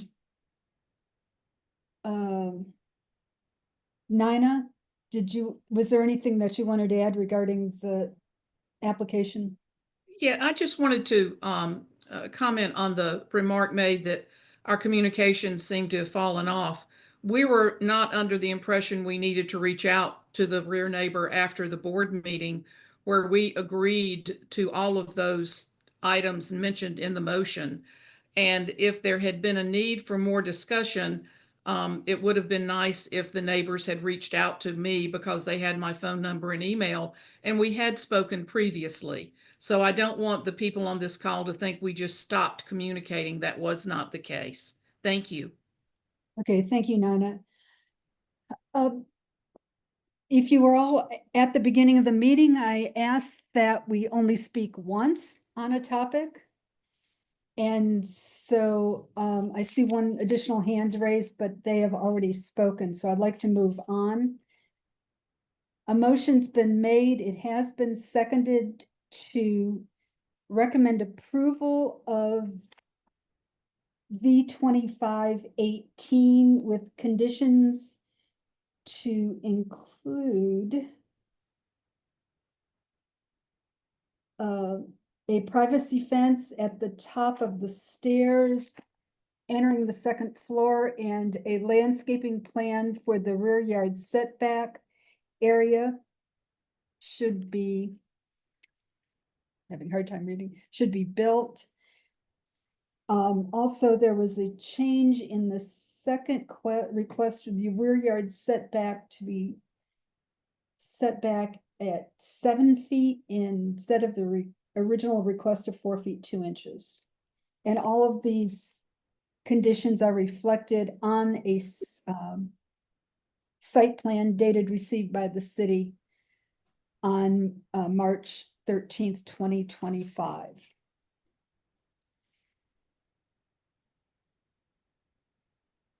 Madam Chair. Yeah, Jack. I think an integral part of this, and I wasn't completely sure. I mean, I understand that Nana is saying that they're willing to agree that I didn't get it. I thought Mr. Cronin's motion was made that's conditioned on it. I'd like to ask him to clarify that. If it's not conditioned on the conditions that you have now enumerated, then I will voice an objection to it. It needs to be. I thought that was it. Jack, it was conditioned. Thank you, sir. Thank you. Thank you. Okay, great, Jack. And just for clarity, I was reading off of the Virginia Highland Report, or trying to anyway. Okay, we have a motion that's been made. It's been seconded. We have had comment on the motion. All those in favor of the motion to approve with conditions, please raise your hand.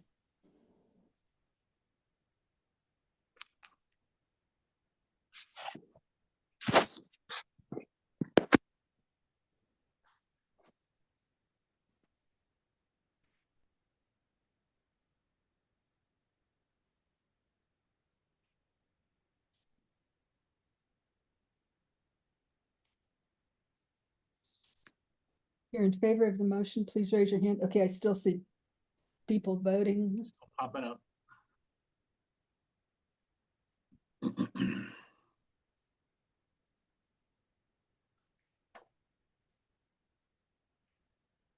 Okay, never stop changing. I see 27 eyes. Is that what you're seeing, Wiley? Maybe not. Okay, that's 27 eyes. I'm gonna lower the feet. Do you see me? Okay, remember, please stay on mute, guys. All right, all those opposed to the motion to recommend approval with conditions, please raise your hand.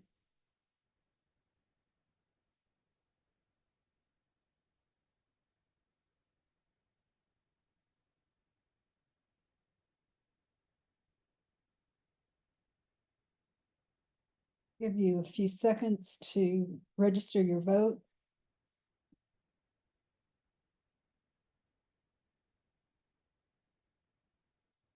Okay, I see 5 nays. Debbie, it appears there may be a 6th nay that's using a actual hand raise as opposed to a virtual hand raise. Oh, Miss Jane Rice. I'm not sure how you want to handle that. Ms. Rice, are you unable to find the reaction tab? I don't see hands raised on screen, so thank you, Tom.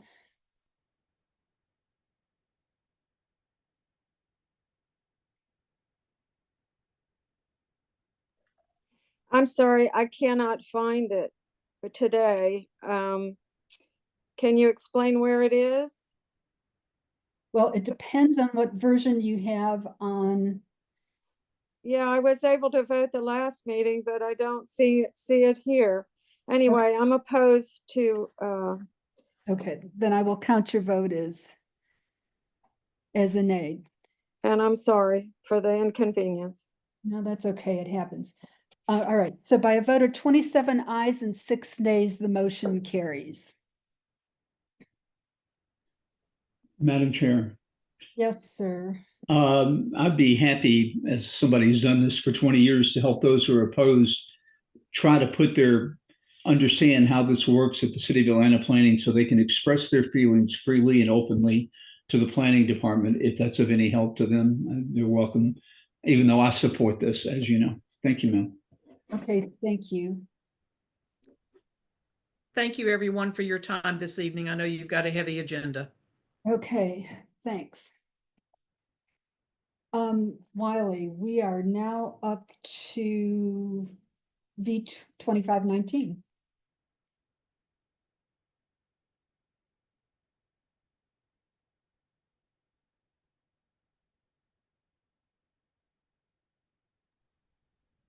Wiley? He's muted. Okay, I have a feeling we're gonna have a problem with his sound. He's muted, Debbie. Okay, I don't see him on my screen, so I can't. Wiley, are you? I think he realizes he's unmuted. He's trying to figure out how to unmute. Okay.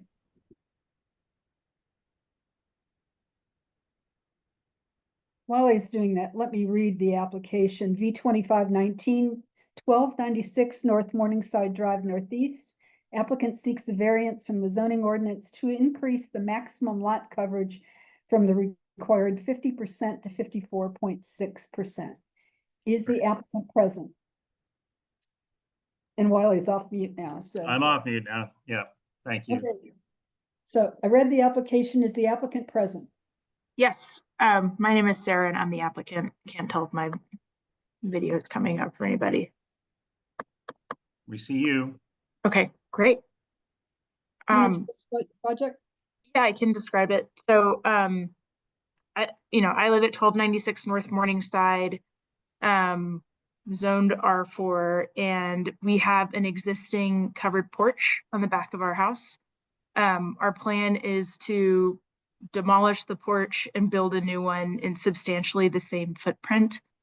The problem and the reason I'm here is because our existing impervious coverage ratio is about 54%. And obviously we know that the zoning is 50%. And because the new porch will be in the same location, it'll remain 54%. The reason we hope you'll approve this variance is A, it's the existing conditions, but B, the lot itself is non-conforming.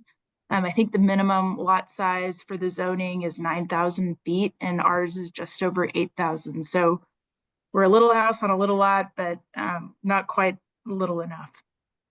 And if helpful, I can share my screen to show a picture. Give me one moment. Does everybody see my screen? Yes. No. Okay. Oh, there you go.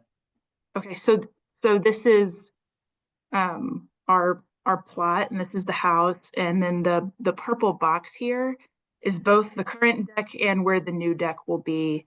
And so just with our concrete driveway, house, patio, and deck, we are at 54%. We've been in touch with neighbors on both sides of our house. They're both supportive of the plans and haven't raised any concerns to us. Any questions? Madam Chair. Jack? Yeah, to the applicant, you've managed by tearing down 300 and putting back 300 to exceed the 500-foot minimum that the city uses. So you're going to have to do a stormwater solution for the for 600 square feet. I don't see the topography. I'm sure you can do it into your backyard, but don't be surprised. That's going to come. Whether your architect knew it or not, some do, many do, but not all. We aren't currently having stormwater issues, but it's not a question of issues. It's just what the statute says. You have to treat 600 square feet. It's not hard in that yard. Shouldn't be. You'll enjoy it. Rain garden, flowers, whatever. Okay, thanks, Jack. Any other questions? There. Any other questions for the applicant? All right, Morningside, do you have comments on this one? Leslie? No, Sarah, you were at our meeting on Monday, right? Oh, sorry, you're on mute. I missed the Monday meeting, but I was on the one the week before with the subcommittee. Yes. No worries. We recommended approval. Okay, great. Would you like to make a motion, Marla? Oh, yeah, I'm sorry. Oh God, I don't have it in front of me. We recommend approval on the variance. B2519. B2519, thank you. And your motion is to? Recommend approval, I'm sorry. Okay, thank you. Is there a second? I second. That's Alexandra.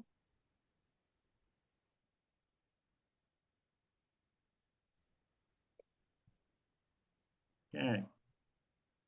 Any discussion on the motion? Excuse me. All right, no discussion on the motion. All those in favor of the motion, please indicate by raising your hand on the computer.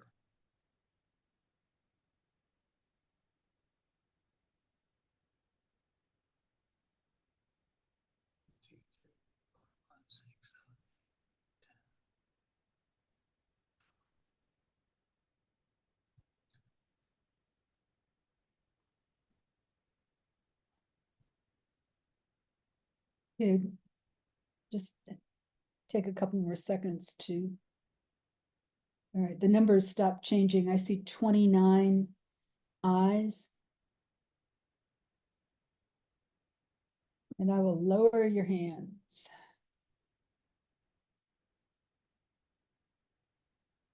Okay, if you're opposed, please raise your hand.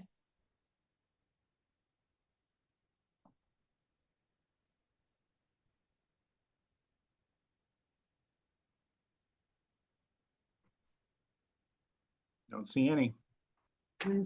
Either. Okay, by a vote of 29 ayes and 0 nays, the motion to recommend approval carries. Let's see, we're skipping through. Next one is V2550. Be the last one. B2550 at 1237 Beach Valley Road Northeast. Applicant seeks a variance from the zoning ordinance to reduce the west side yard setback required 7 feet to 2 feet, increase the maximum lot coverage from required 50% to 54.09, and 3, increase the total floor area of an accessory building from 30% of the main structure to 34.08%. The applicant here. Yeah, as I'm here. Go ahead. Okay, I'll share my screen if you want, so I can talk you through it. If I can get there.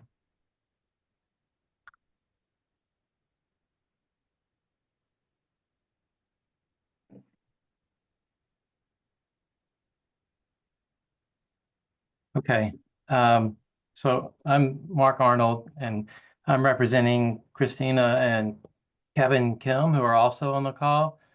They have an existing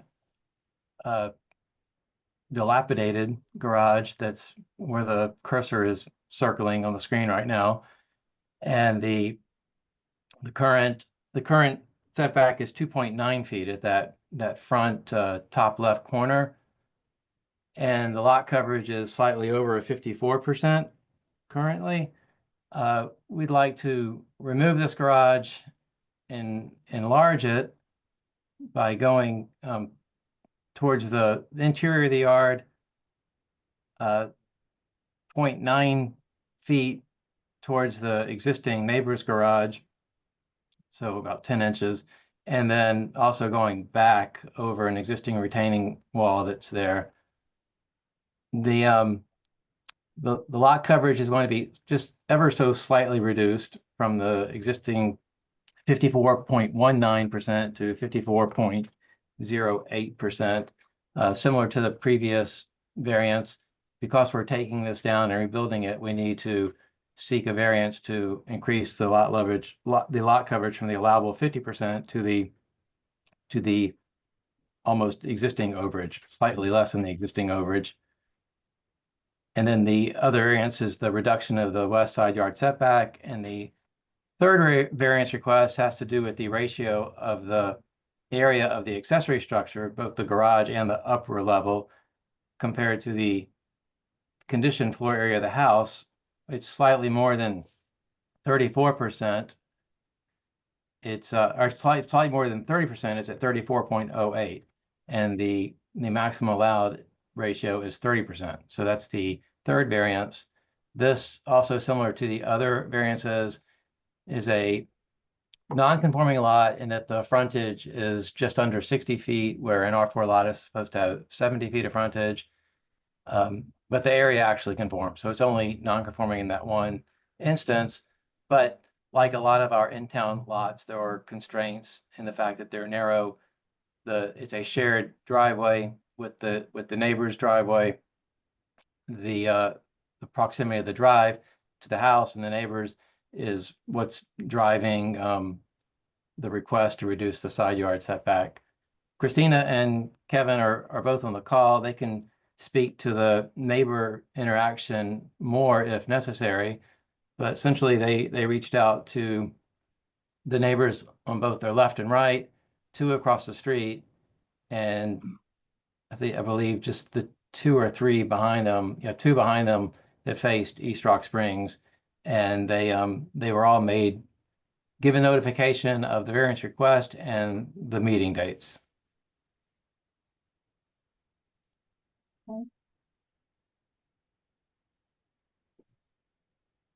All right. Any questions for the applicant? Jack? Is your hand still raised? So Mark, your reason for not worrying about the 3 feet minimum normally required is that they have some legal access, in your view, to the midpoint of the shared driveway, which gives them effectively the 3-foot minimum? I'm not sure I follow that exactly. Each project. I'll be glad to elaborate. As you know, unless it's changed in the last few months, the application itself used to admonish that they preferred not to grant variances less than 3 feet on side yards to enable minimal maintenance requirements. That's what I'm referring to. I think it was on page 7 historically of the application. Yeah, I understand that, and I always try to comply with that. But each project is unique, and each set of circumstances is unique. This property is actually it's at an angle to the structure's at an angle to the property line. So 2 feet is at the very narrowest point, and then it widens as it goes back.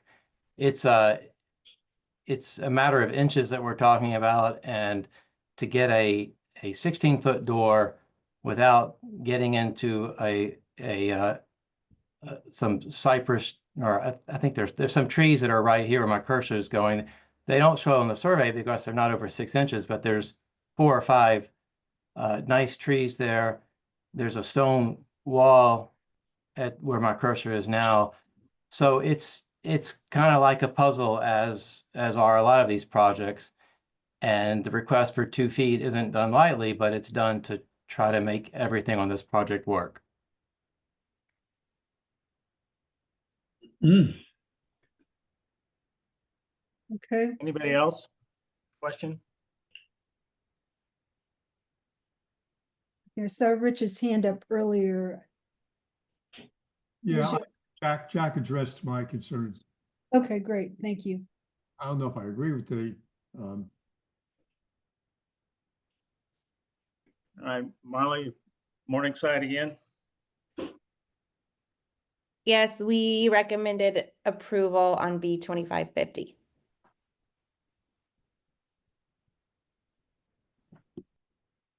Would you like to make a motion? Do you have a motion, Marla? Sorry. I'll make a motion to approve B 2550. Okay, and is there a second? Is there a second? Sure, I'll second. Tom. Thanks, Tom. Sure. Don't know anything about it other than what I heard, but yeah. Sorry. It's okay. Let's move it along. Is there discussion on the motion?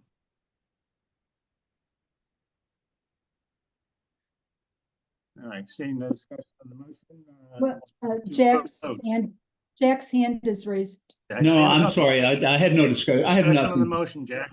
I have no further discussion. I made my point. All right. Okay, great. Now, moving on to a vote. All those in favor of the motion? Any reaction? Raise your hand.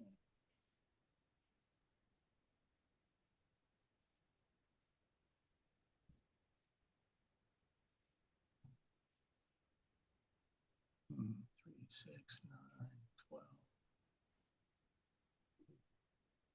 14, 18.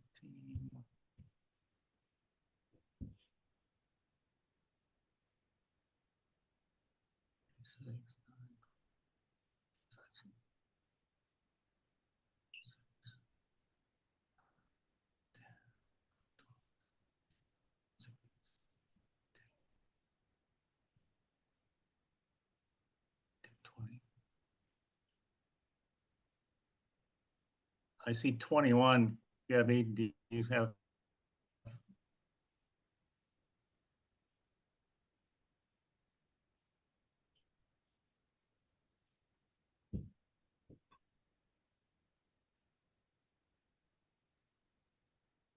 Debbie, you're muted. I don't Oh, know. okay. Who are the property owners? Mark? Christina and Kevin are on the call, I believe. Okay. Yeah, we're on the call. They're gonna have to lower their hands. Because it's their property, they're unable to vote. Oh, Okay.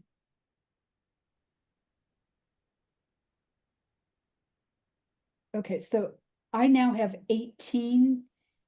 And how many did you count, Wiley? I got 21 before they dropped theirs. So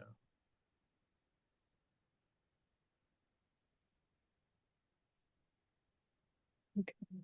I'm not sure why we're different because I've.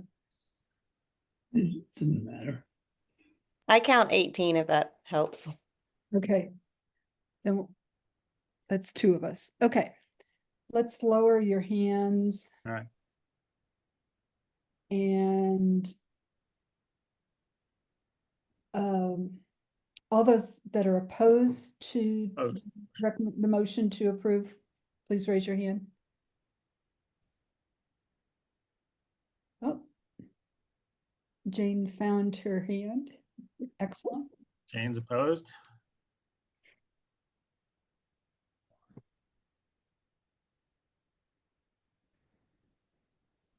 Okay, I don't see the number changing. So by a vote of 18 ayes and 2 nays, the motion carries.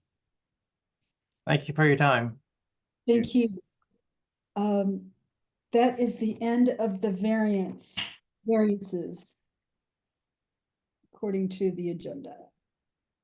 Excellent. We have 2 text amendments for review and comment. The first is Z 2482. It's a substitute ordinance by Councilmember Jason Winston to amend the zoning ordinance, excuse me, so as to modify the provisions of the program voluntary density bonus in MRC3 zoning and for other purposes. And this is for a review and comment. Is there anyone here from the city that will help us understand what this text amendment does? Hi, Debbie. My name is Chanel Zeisel. I'm the Director of Housing Policy for the City of Atlanta Mayor's Office, and I can speak to this. I have a short presentation prepared, if you'll allow me to share it. Yep. Go ahead. Okay. Okay, so let me know when you can see my screen. It's coming up. There you go. Okay, great.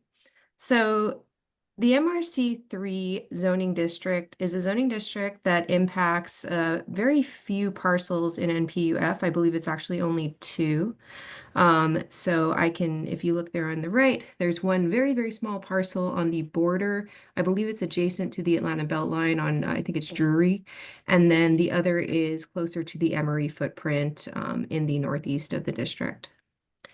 So this zoning amendment would affect only the existing zoning on these existing parcels. So those 2 parcels in NPU-F.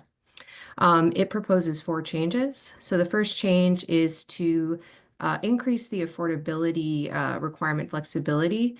So currently, if you get, so remember, it's a voluntary opt-in bonus that can be taken advantage of currently. And the current proposition says if you take advantage of the bonus to get additional FAR, you must use 20% of that additional grant to provide affordable housing at 80% AMI or below. The proposed change brings the affordability in line with the other affordability requirements that we have for things like our public subsidies ordinance.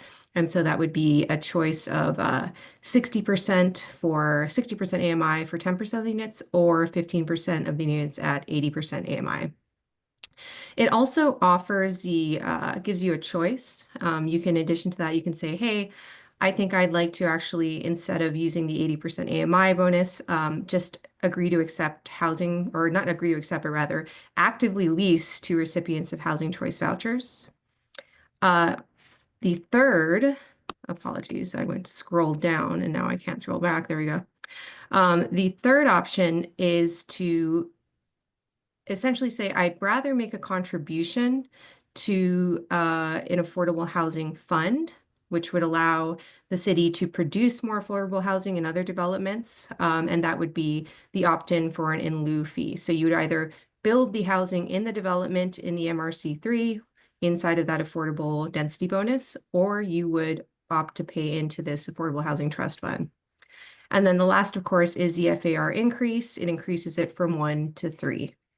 So I'll pause here and see if there are any questions on these. And these are the changes that are contained in the zoning text amendment for this district.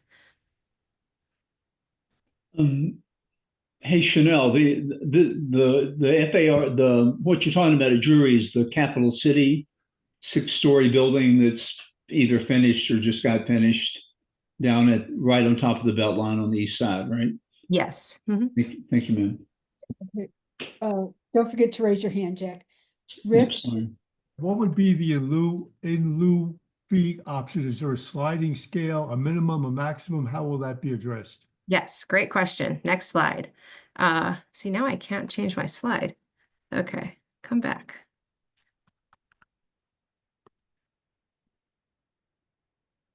Here we are. So we are also updating in lieu fee contributions.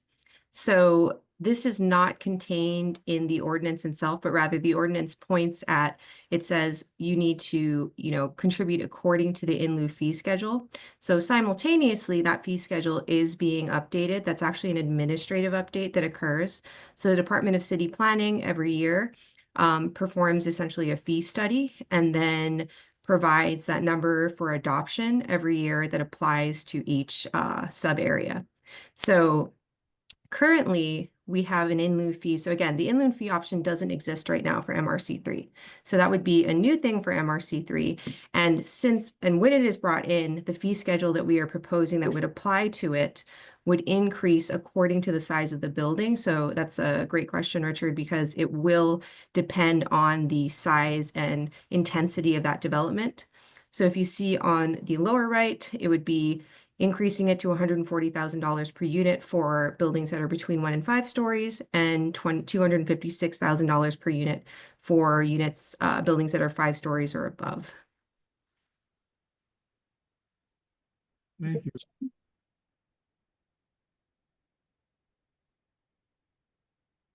Okay, don't forget to unmute. I didn't hear you calling me Debbie. I have a question about what actually happens with these fees. Because we have issues with other fees that are collected that sort of go into strange buckets. Will the fees that are collected actually go back into that area where they're collected? And also, will the fees actually be spent? Is there anything in the legislation that requires the fees to be spent on housing and not to be spent on staff, city staff, or to be spent on studies and plans and those kinds of things? Yeah, those are great questions, Kay. So yes, this fee would go into a dedicated in lieu trust fund, which would be used specifically for the districts that are eligible for in lieu fees. In lieu fees are always used specifically, essentially, as housing gap financing. So the way you can think about it is the city, if we're not able to get the affordable housing inside of that particular development, the desire is to see it in other developments, which may not have previously anticipated including affordable housing. But the in lieu fee makes it possible for us to have a negotiation with the developer and say, in exchange for accepting this amount of money, will you consider doing a set aside of affordable housing in this building? And so that is essentially equivalent to what we do with our public subsidies ordinance currently. So our public subsidies ordinance says, if you take any kind of money from the city, be that, let's say, financing in the form of either low interest debt, which is something that Invest Atlanta provides through many of their programs to multifamily developers, or you get a grant of any kind, or you're using, federal funds that are distributed through the city, you're required to provide that 10% or 15% set aside of additional affordable housing. So this would operate in the same way through a dedicated trust fund for in lieu fees collected through this program.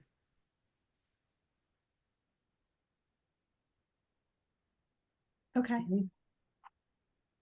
Chanel, I have 2 questions. Sure. Are these options available to any other zoning district? Yes. And Well, then, I would say that the in lieu option is available currently in our inclusionary zoning districts. So, as some of you may know, we have 3 inclusionary zoning districts. We have the Beltline Inclusionary Zoning District, we have the Stadium Inclusionary Zoning District, and then the West Side Park District. All 3 of those currently have an in lieu option. And that in lieu option, again, is pay into the trust fund as opposed to building the affordable housing on the development itself. So this would essentially create a 4th zoning district where it applies, and where you're provided that choice of either the affordable housing or paying into the in lieu trust fund.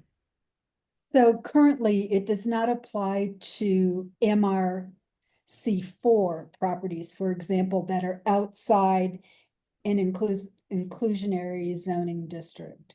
MRC3, and yes.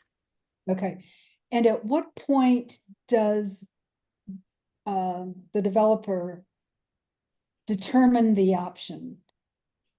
That option would be at the point at which they choose to opt into the affordable housing density bonus. So typically when they are submitting their plans, most of these projects are going to require some kind of inducement. They typically may already, try to get some kind of public financing. And at that point, that conversation would revolve around what is the level of affordable set aside you're going to include.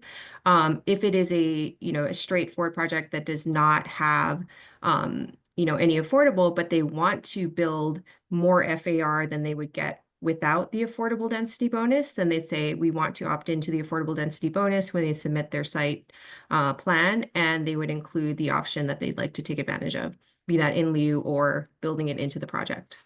So if a developer opts in, or they say at the outset as they're going through the rezoning process, we are going to set aside 15% of our units as affordable housing at 80% AMI, and the rezoning goes through, then as they're building or further along the way, they said, yeah, we changed our mind, we're not going to, can't afford it. Can they opt at that point? Can they change their mind, pay some money, and get out from the affordable housing burden? So it's typically not part of the entitlement process. So again, the zoning district applies to any parcel that has the MRC3 zoning. So in this case, 2 parcels. I understand that. I want to know if they can change their mind after they go through the rezoning process and it's approved. Sure. So I'm just trying to explain that when you have the zoning, so typically the process of building has 2 components. One is the entitlements process if you need a rezoning. And then after you have your zoning approval, at that point you go through the permitting process. So we're actually talking about the permitting process. That's when they submit their plans for the development, and that's when they say we're going to do one option or the other. So to your point, if they commit to that option and they change their plan, then that is going to reset the permitting process for them in terms of what they're able to get approval on, because you can only build against what has been approved by the Office of Buildings as part of that permitting process, and that includes anything that they agreed to in their permitting application. So if a neighborhood has negotiated with the developer for a certain amount of affordable housing because they absolutely need it in their NPU, and all sorts of commitments are made up front, they could buy their way out of those commitments, and the neighborhood would never have an option to have a discussion regarding it. So there are actually different ways in which those commitments can be made. So to your point about the zoning and entitlement process, typically if someone does need a zoning approval to move forward with the project, then that's when they're typically engaging, just as our neighbors did earlier on this call, with the neighborhood association, with the NPU, to obtain approval on what they are asking for. And oftentimes the NPUs will negotiate any additional commitments that they want as part of a zoning condition, which then, as you know, goes to ZRB and is attached to the zoning approval. So what we are talking about, though, is after that process is done, right? So at that point, if they violate any commitment that was made during that process, then they're in violation of their zoning. So they would be enforced upon by zoning enforcement.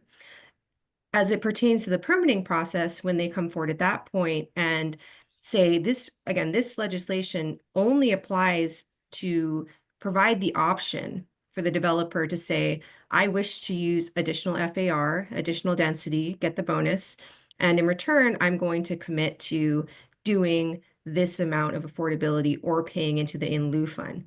Where a neighborhood can get commitments is typically during the entitlement and zoning process itself during a rezoning. And So that's my point. We could get the commitments, but the developer could renege on their commitment. they could not renege on their You commitment. cannot, Oh, go. Sorry. But that's not what I'm hearing. That once they get into the permitting process, then there's another opportunity for them to. It's not another opportunity. This is above and beyond any existing zoning condition that might be on the site. I don't know. Okay. So that's the way it operates in the other zoning districts. So to give you an example, right? In the Beltline Inclusionary Zoning District, if you had a parcel that was a residentially zoned multifamily parcel that could be built for multifamily as of right, no additional zoning at that point is required. And therefore the developer has no obligation to negotiate with the community as part of a zoning, any additional zoning changes. At that point, they have the choice, though, if they want to pay into the in lieu fee, they can do so, or they can build the required affordable housing, which is typically what has happened in the past. So the requirements that you're talking about that may emanate from the neighborhood that are attached to zoning conditions, they continue on. So anything that occurs, if a developer has zoning conditions that were a result of the community agreeing to an MRC3 rezoning, those would continue on.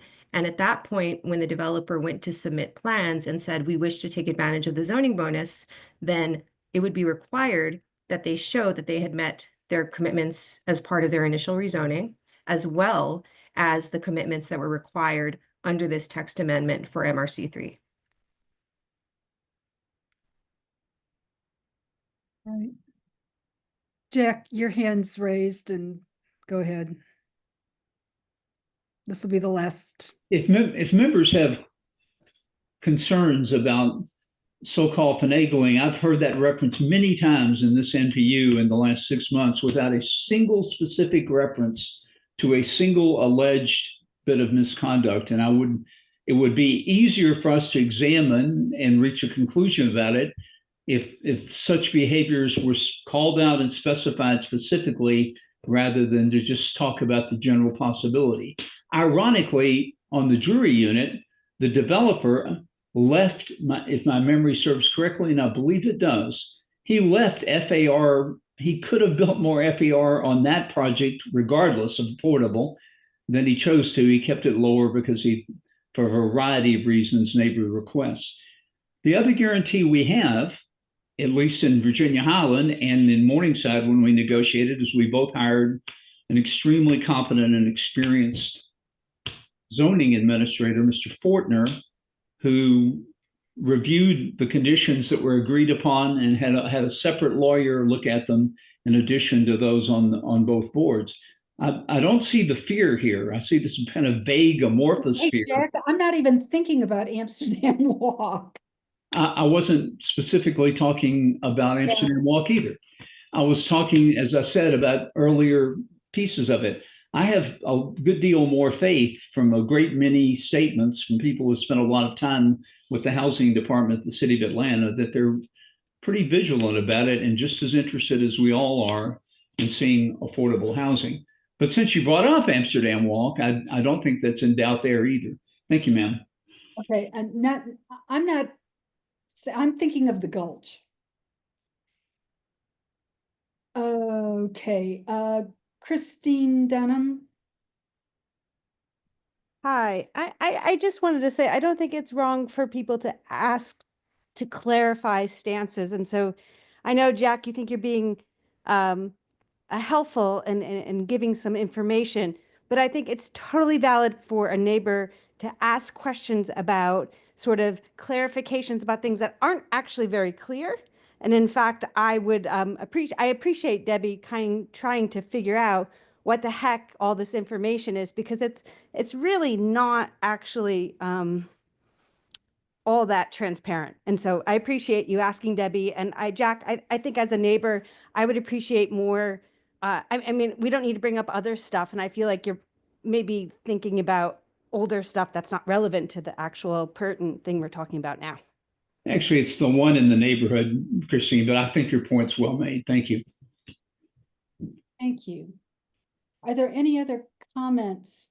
And what I'd like to do now is just open the floor up to anyone that wants to add a comment that we can return to the city regarding this application. We've been asked to provide review and comment. I move that we approve it, Madam Chair. We're not asked to approve it, just a comment. Lucky us. Rich? Yeah, I think it would be helpful, let's say this passes, it would be helpful if at some point in the next year or two or three, we get some feedback from the city on how well this process has progressed. Because, you know, like, I know Mayor Dickens, when he was a council person, championed affordable housing on the Beltline. That worked, it didn't work. He's a great champion of affordable housing now, but I'd like to see, I'll be around in another 3 or 4, Jack will be around, most of us will be around, how well this has actually worked, if indeed it has worked. A report 5 years out, 3 years out, whatever it takes to find out how successful the city has been in implementing this program. Sure. I would say generally we do have an affordable housing tracker that was created to track this administration's progress on funding and building affordable housing through the city. I can drop that link in. We certainly, as part of the annual fee update for in lieu, perform that analysis to see who has taken advantage of it, how much housing was created. Again, it is dependent on the number of MRC3 parcels that exist. And then, of course, dependent on which of them have undergone development. As Jack pointed out, the parcel, for example, there are 2 parcels in this NPU. One of them has, both of them, I believe, actually do have existing development on them. So the impact of the ordinance is likely to not apply unless somebody actually actively seeks to rezone and then build, or one of these existing parcels is redeveloped. But we certainly will have data on the impact of it in all MRC3 districts. And then the procedural point, to Debbie's point about the review and comment process. So I'll actually be here again next month because as part of the, anytime we do a zoning text amendment at the city, it requires a minimum of 2 rounds of NPU engagement.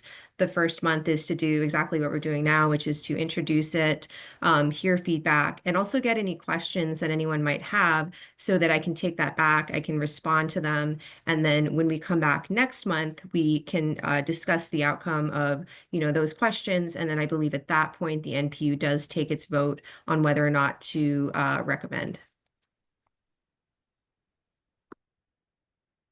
So next month, we'll be asked to vote on this ordinance? I believe so, as to whether or not the NPU would recommend. Okay. So Jack, that answers your question about the motion. Any other comments that I should report back to the city and for Chanel's benefit?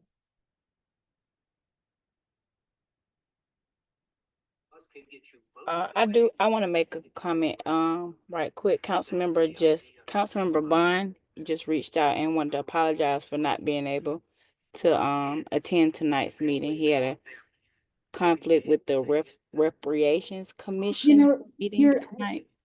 I appreciate the comment, but we're not It's not appropriate for this discussion. Okay, my apologies. I just wanted to let you know. I'm just doing my job. That's okay. Thank you. Thank You you. put it in the chat. Okay, bye-bye. Any other questions? Comments? Alrighty, I think. Okay, I've made notes and I will report them back. Great. And I'll drop my information in the chat as well in case anyone wants to reach out directly. Okay, Thank you, everyone. thank you.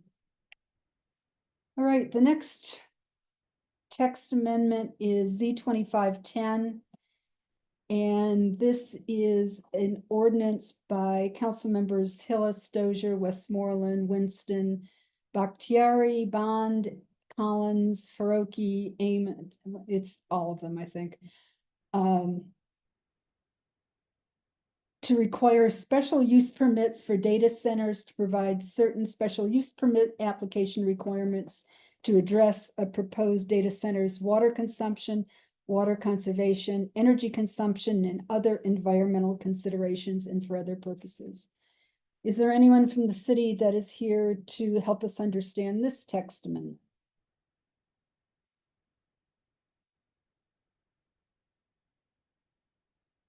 Okay, I don't see anybody popping up here. Does anyone have any comments regarding requiring special use permits for data centers?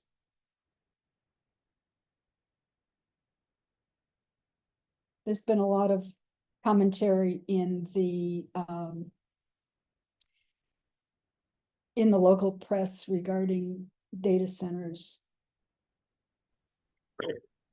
Debbie, I was just going to comment that we have a copy of the ordinance, but we did not have a separate fact sheet to provide context, so I apologize for that.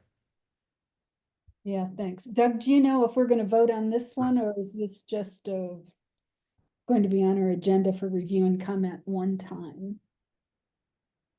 Yeah, that's a great question. I don't know how this text amendment is being handled. It's on the agenda tonight for comment, but I can certainly ask that question. The information we had it was on the March agenda for review and comment. Oh, excuse me, a March agenda for review and comment, and April agenda for a vote. Okay, that's what that's what Chanel said for Yep. 482, but I didn't know if this one was also one. Okay, anyone want to say anything about data centers and special use permits? We have too many, we don't have enough. Catherine King? Yeah, I just wondered if, has anybody seen anybody requiring or talking about making something like solar being required on the roofs of these huge complexes that are going to eat up so much electricity? I've never seen anything about it. No, but that's a good point. I'll make a note. Okay, anyone else? If not, I will send on that comment and we will move on. And we are now at the special event applications. The first one on the agenda is Christ Covenant Easter Worship Service. This is 500 participants. It's a not-for-profit. There's no entrance fee, no alcohol, and a church choir. The reason why it didn't make it to the consent agenda is because it's at the Legacy Fountain location, and it is a first-time event on Easter Sunday, April 20th, 2025, 500 participants. Is the applicant present? Leslie Dickinson? Oh, I'm here. Tell us about your event, please. So this actually, sorry, that was my dog. This is the second year they've done this. They did the same event last year on Easter Sunday. It's basically just an Easter church service, 500 people, no stage, just the church choir, the minister. There might be donuts and coffee, but maybe not. That's pretty much it. And will there be amplified music? There will be like some speakers, but they're not huge speakers. They're not going to be like propped up on a stage or anything like that. Mhm. Does anyone have any questions regarding this event? Is there a motion? I'll make a motion to support the event. I'll second. Okay, Kate and Rich. Okay. Hearing that there were no questions, are there any, the motion has been made to approve Christ's Covenant Easter worship service. Are there any objections to the motion? If not, I'll report that it was approved without objection. Just speak up if you've got an objection. Okay, see. Approved without objection. Thank you, Leslie. Thank you.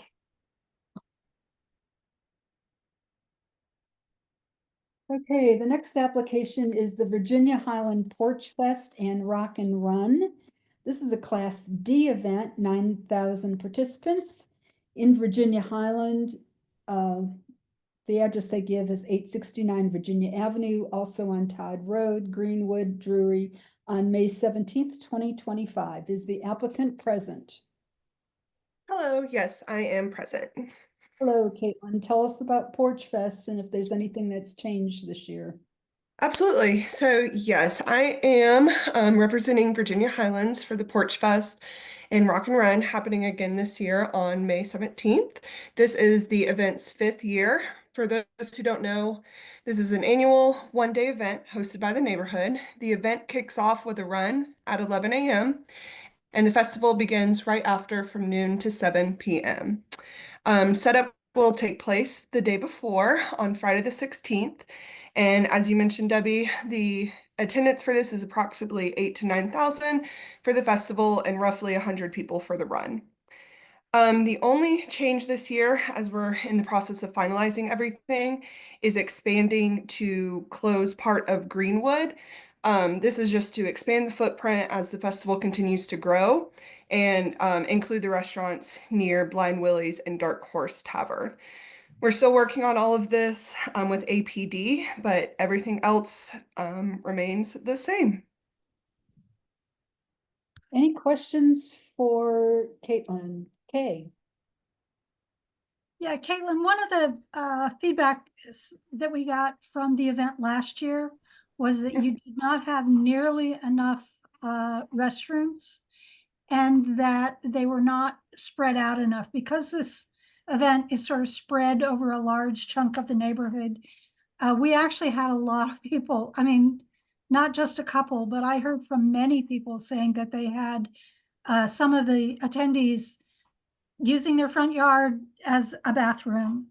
So can you tell me, are there plans to have, and if you don't know, I mean, when you get to it, please consider having lots more porta johns and having them spread out around the neighborhood so that we don't have that sort of situation going on. It really gives the event a bad name.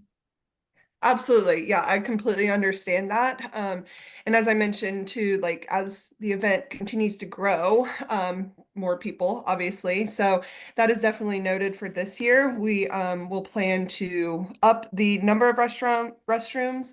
And since we're spreading the event out a little more, we'll have more places to spread them out. Absolutely.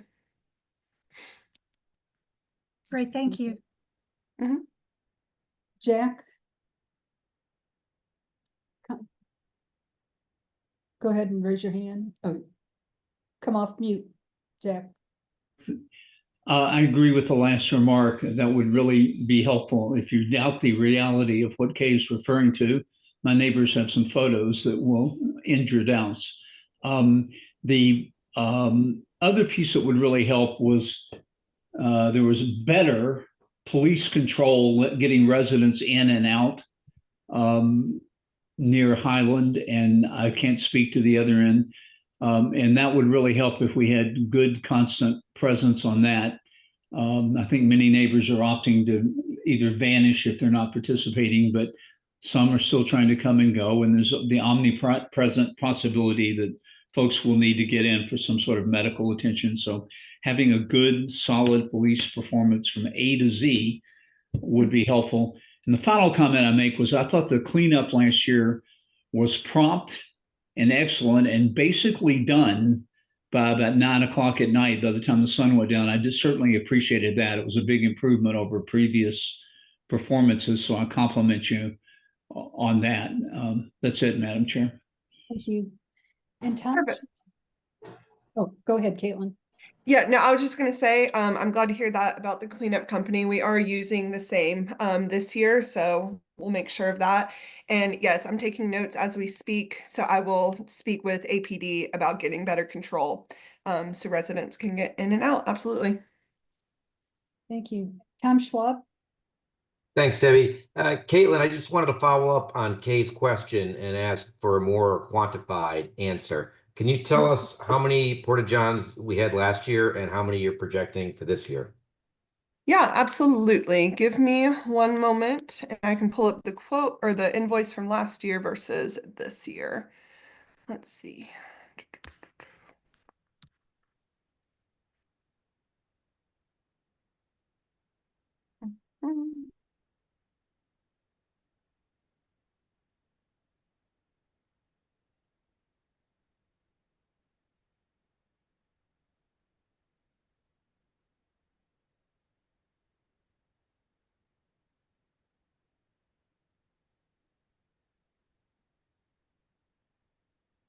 Caitlin, in the interest of time, maybe you could just forward that information off to the NPU. Yeah, of course. Sorry. Of course, when you try to find something super quick, it takes the longest. How that goes. Yeah, I'd be happy to put that together in an email tonight, so that you will have that ASAP. Absolutely. Thank you. Appreciate that. Of course. Okay. Thank you. And Kevin Cronin?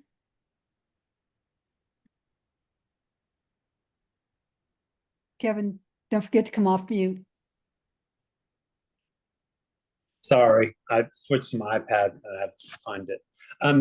Given that you've expanded the perimeter and going down to Greenwood,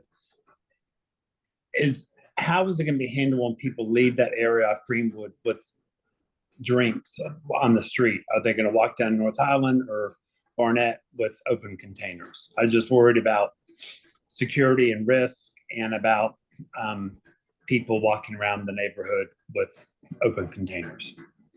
Yeah, absolutely. And that is APD's biggest concern as well as getting, the residents on that road in and out since it is a high traffic area.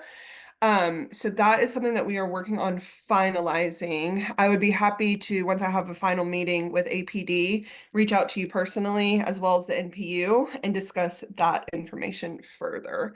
Because APD we're still figuring some things out, and the hopeful plan would be just to not expand or expand elsewhere. So again, we're still trying to figure all of that out. Right. And just want to clarify, this event's being hosted by Virginia Highland District. Correct.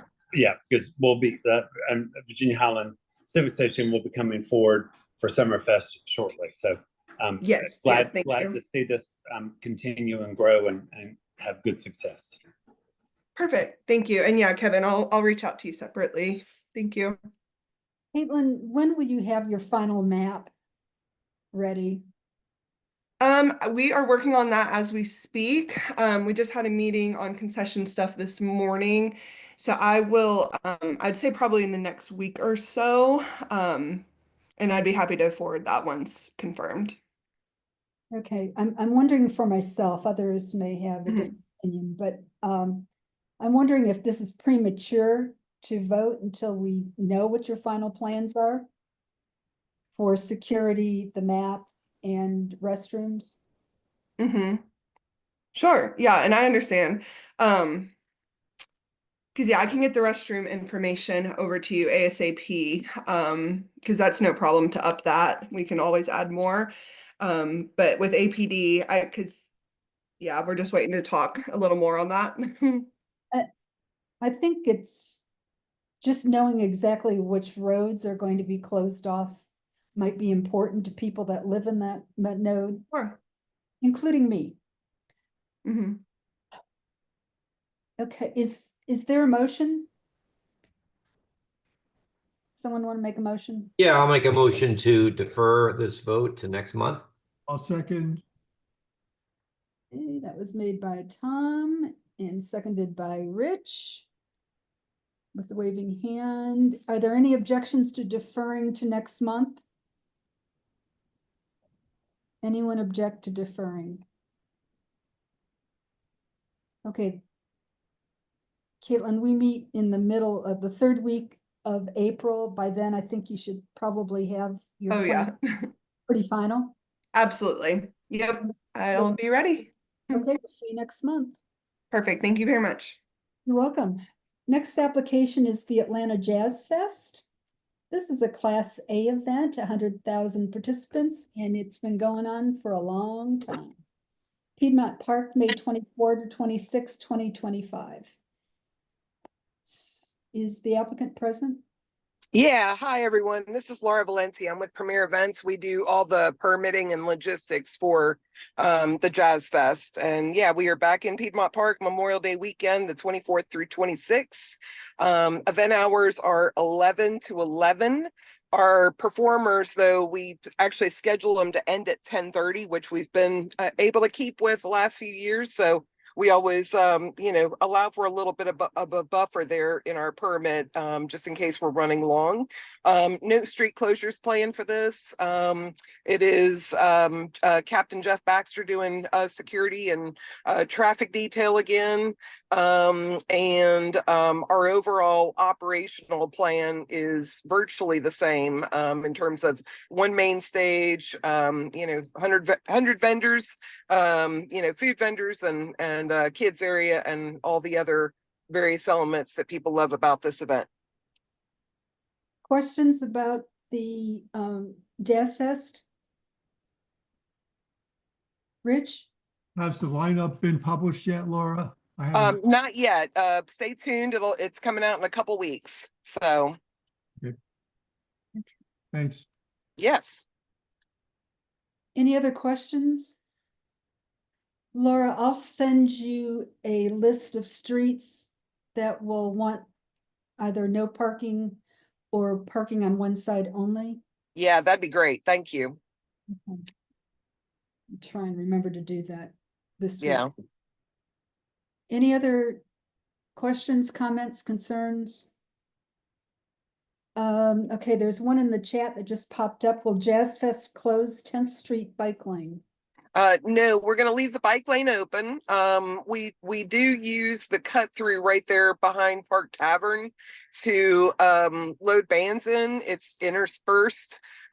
We are working with the city to remove just a couple of those barricades that are right there to allow for the artist shuttle to get in and out to get the artists there.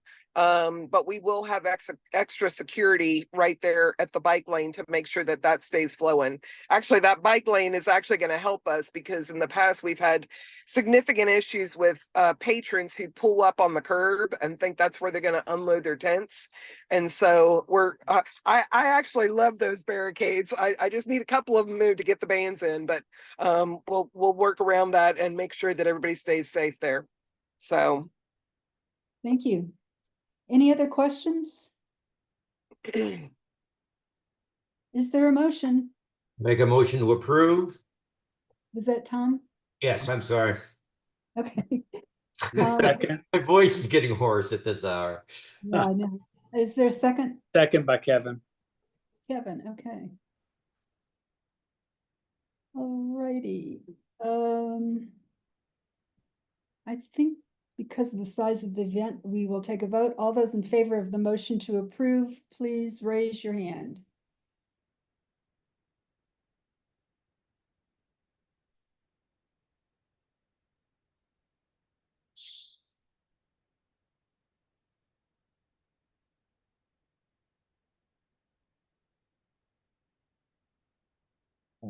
The number stopped changing. That's 18 ayes. Load. Okay, if you're opposed to the motion, please raise your hand. The motion is to approve.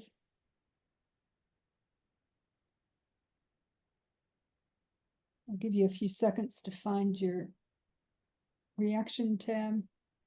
All right, I don't see any nays. By a vote of 18 ayes and 0 nays, the motion carries. Thank you so much. Thanks, Laura. Absolutely. The next is the Juneteenth Atlanta Parade and Music Festival. This is a Class D event, 8,500 participants. It's a recurring event in Piedmont Park, June 14th through 15th, 2025. I'm here. Thank you. You want to tell us if there's anything that's changing for Juneteenth? This is Brad Lewis with Juneteenth Atlanta, one of the organizers. The only thing changing from last year is that we're going to make it a 2-day festival instead of a 3-day festival. So that would be June 14th and 15th, a Saturday and Sunday. Are there any other things going on besides the parade? What is the route for the parade? That's what I meant. That's the same route that we have. That's from the King Center to Piedmont Park, and that is down Boulevard to Monroe and then into the park. Okay. Are there any questions regarding Juneteenth?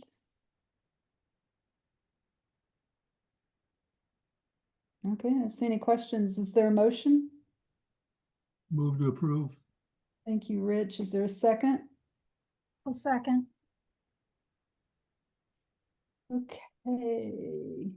All those in favor of the motion to approve the Juneteenth Atlanta Parade and Music Festival, please raise your hand.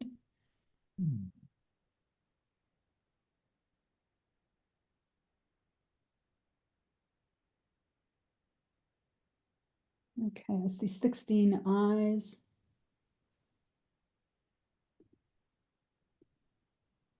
The hands are down. If you're opposed, please raise your hand. Opposed to the motion to approve.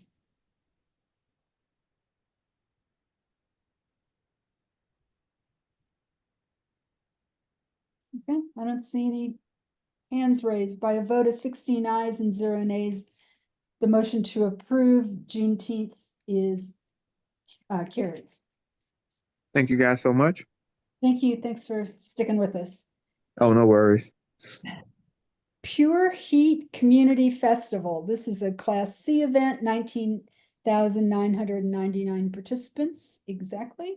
It's a recurring event at Piedmont Park, August 31st, 2025, one day.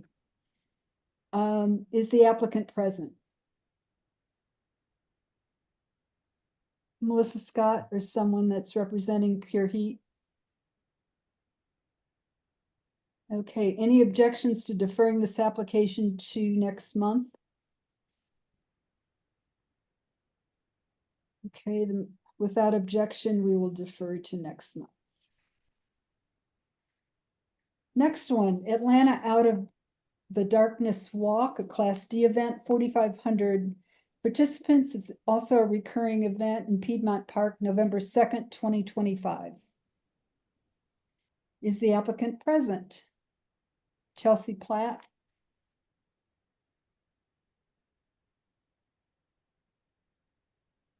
I think Chelsea was here earlier, but I don't see her anymore. Okay. Move to defer. Second. Rich. Okay. Any objections to deferring this application to next month? Seeing none, the application will is deferred without objection. Next event is Atlanta Alive. This is a Class C event, 19,000 participants in Piedmont Park, The Meadow, November 14 to 16, 2025. Is the applicant present? Joseph Turnbull. or someone representing Atlanta Alive? Okay, applicant's not present. Move to defer. Okay. Are there any objections to, excuse me, deferring this application to next month? Seeing none, the motion to defer is carries without objection. And that is the last of the special events. Next on our agenda are presentations. The first is the Department of City Planning update on Plan A. Plan A is the 2025 Comprehensive Development Plan. Doug, I think you were going to be the one that gives a brief presentation or update. That's right. Good evening, everybody. Once again, my name is Doug Young. I'm the Director of the Office of Design, which includes the City of Atlanta's planning team. I'm here to give you a brief presentation of the Plan A process, the Plan A update. So if you don't mind, Debbie, I'll pull up a presentation here, just a few slides that we have.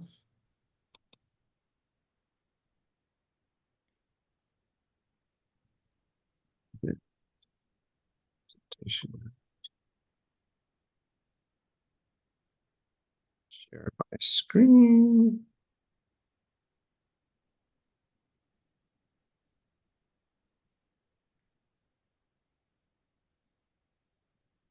Great. You all see the screen there? Mhm.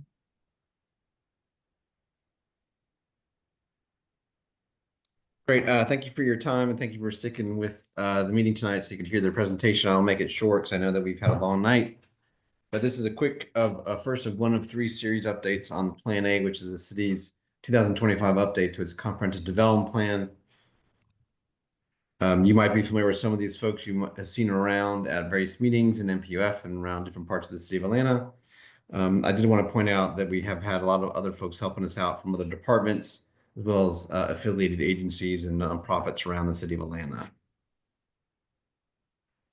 So as I mentioned, this is the first of one of three presentations in March, April, May, bringing back the Plan A, the entire Plan A document, including all the maps and text and graphics and reports and whatnot, back to the NPU for very quick presentations in March and April, and then coming back hopefully in May with securing adoption of Plan A by NPU-F. Tonight we'll really quickly cover the planning process to date. April, we'll talk about the major highlights and themes emerging from the Plan A process. Then in May, we'll come back for that vote and any further discussion. You can provide questions and comments to plana@atlantaj.gov or go to the atlantaforall.com website, and you can actually comment directly on the draft through a nifty software program, just like you're redlining a document at home.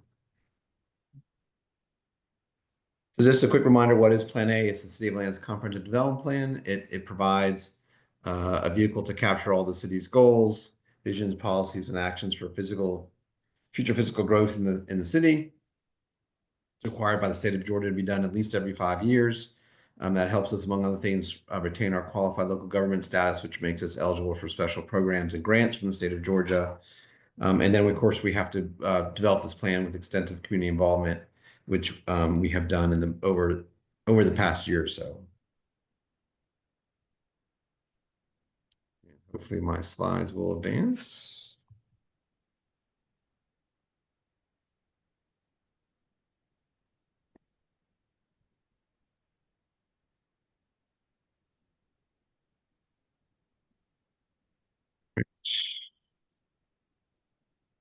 Stop sharing and then reshare.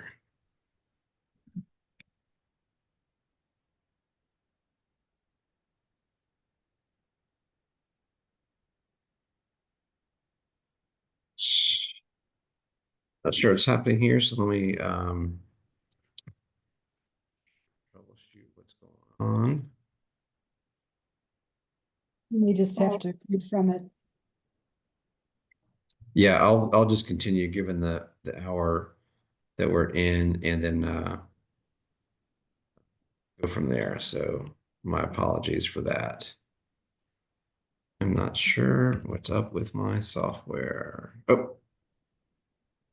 All right. So just keep in mind that Plan A is a policy document and that provides the overall framework for the city of Atlanta for a variety of topics. Of course, it's comprehensive, so it covers more than just land use, covers historic preservation, natural environment, transportation, economic development, housing, climate resilience, etc.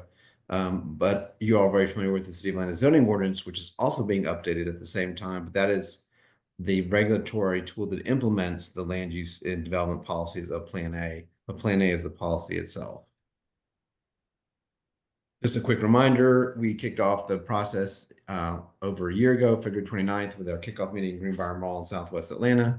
We had 12 open houses from March to April. We had 16 workshops from May to July, and then 9 community meetings from October to February, plus a lot of other engagements along the way, including pop-ups, conversations with planners, and other focused conversations. Let's see if I can get this to share again. It seems to be working better.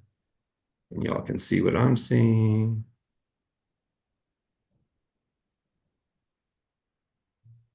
So they mentioned Plan A and Zoning 2.0 are being done at the same time, but Plan A will be finishing first. There we go. So we'll be wrapping up in June, July this year, and then Zoning 2.0 will be going through what's called Phase 4, which is the testing of the drafts that will be completed in the next couple of months. That'll allow for any quirks and kinks to be worked out of the zoning code, and it will not necessarily be adopted till the beginning of 2026. So there'll be more conversations about Zoning 2.0 after we finish the formal conversations about Plan A.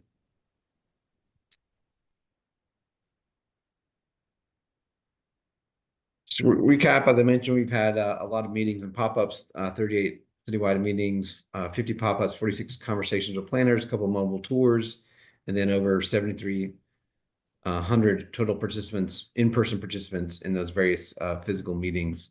You can see on the map on the right, the dots represent different kinds of engagements across the city of Atlanta. You can see we did pretty well about getting all the different parts of the city.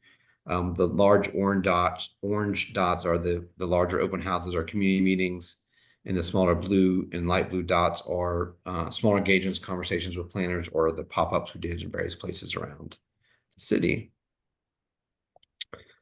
Variety of community outreach, we're neighborhood festivals, items on MARTA, sort of traditional presentations. We did walking tours. We showed up at coffee shops, those kind of things around the city of Atlanta. Then looking forward, I will finish our NPU presentations in May. Just this last week, draft number 2 public comment process concluded. There'll be another public comment process opening soon for the 3rd and hopefully final draft. In April, we'll be submitting to the state of Georgia's Department of Community Affairs and Atlanta Regional Commission as required by the state law. They will be providing their comments on the plan. They typically focus on the organization structure of the plan and not the content. So we don't anticipate them telling us to change our land use proposals, but more about making sure the plan is readable and accessible, et cetera. In April, we'll also finalize the public comment period on that final draft. Then in May, we'll introduce the legislation to adopt Plan A, which needs to go to full city council, and hopefully that'll occur after public hearings in June with a adoption in July. We'd encourage folks to still participate by going to atlantaforall.com or providing comments at the Plan A email address on your screen through the end of the process in May, June. And that is our presentation. Thank you for your patience and flexibility on the technical difficulties. Just for clarity, the comment period is currently closed, but it will reopen. That's correct. It closes for draft number 2, so we can collect those comments and reflect them in the document. Then there'll be another draft that'll be posted in a couple weeks. Okie dokie. Yeah. Great. Thank you. Certainly. And thanks for being sort of brief. The next presentation is the PATH Foundation on behalf of the Department of Parks and Recreation, and this is a Trails ATL. Eric Ganther, I know you are here, Eric. I'm here, yes. Good evening, NPU-F. Thank Okay. you very much. All right, so please stay under 10 minutes if you can. And I would you will. tell us at the outset if there's anything, any action that's required by NPU-F tonight? There's not tonight. So we will be coming back to you at our, in either your April or your May meeting to ask for a vote on the citywide trail plan. May I share my screen? Yeah, you can go do that. Okay. All right.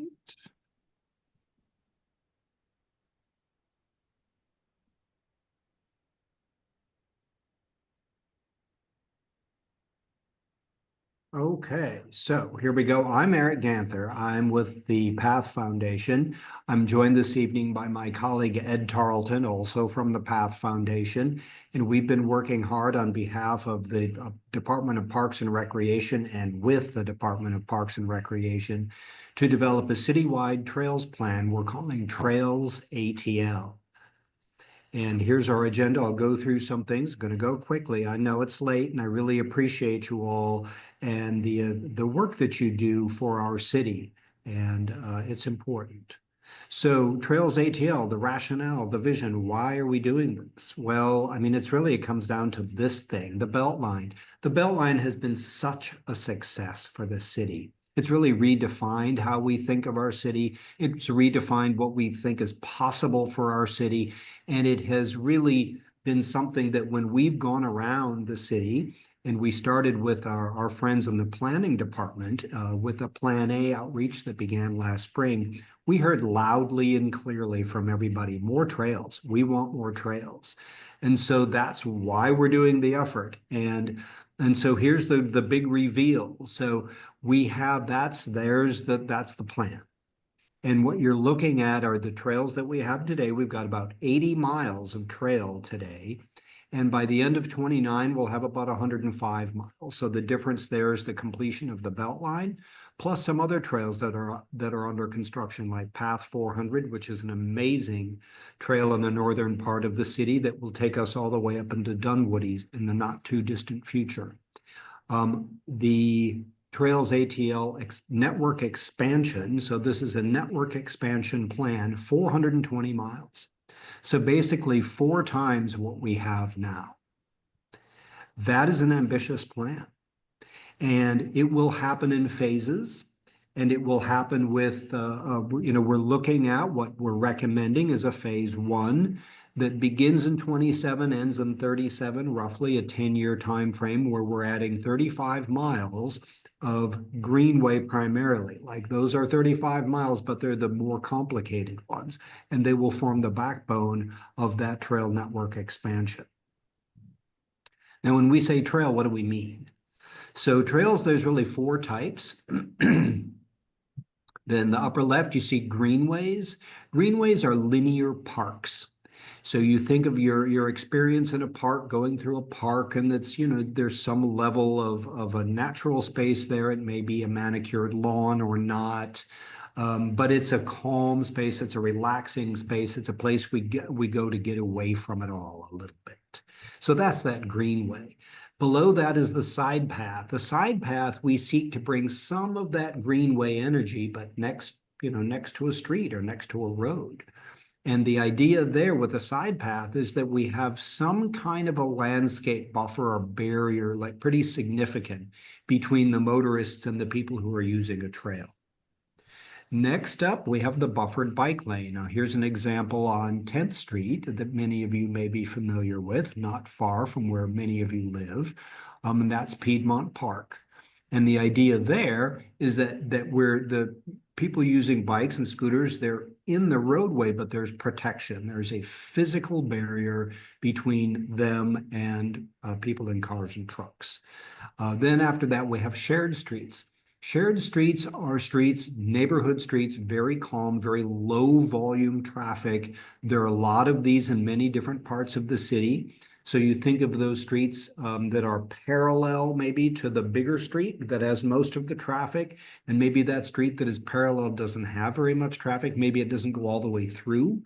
And so those are really good candidates for a shared street. That we don't need a lot of infrastructure.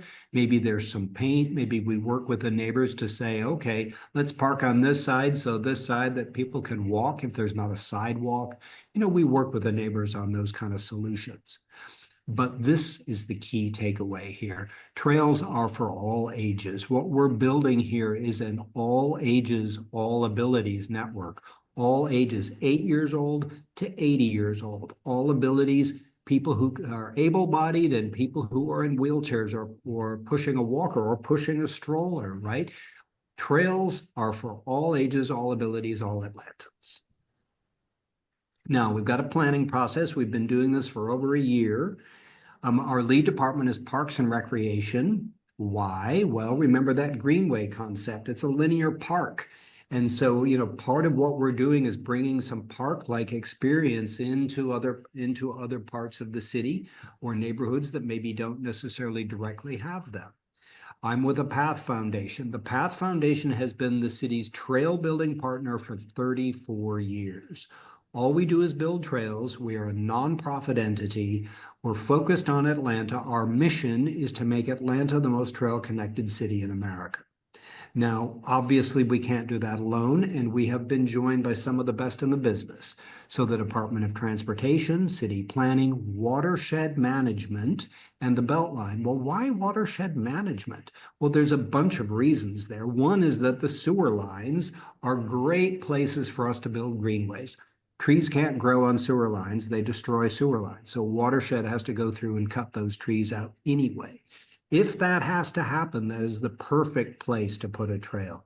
Other circumstances might be a whole street has to be dug up, tore up, because the sewer line has to be replaced or the stormwater system needs to be replaced. These are things that are ongoing. And so we partner with them when they are doing their work and we follow in behind them. It's a great partnership.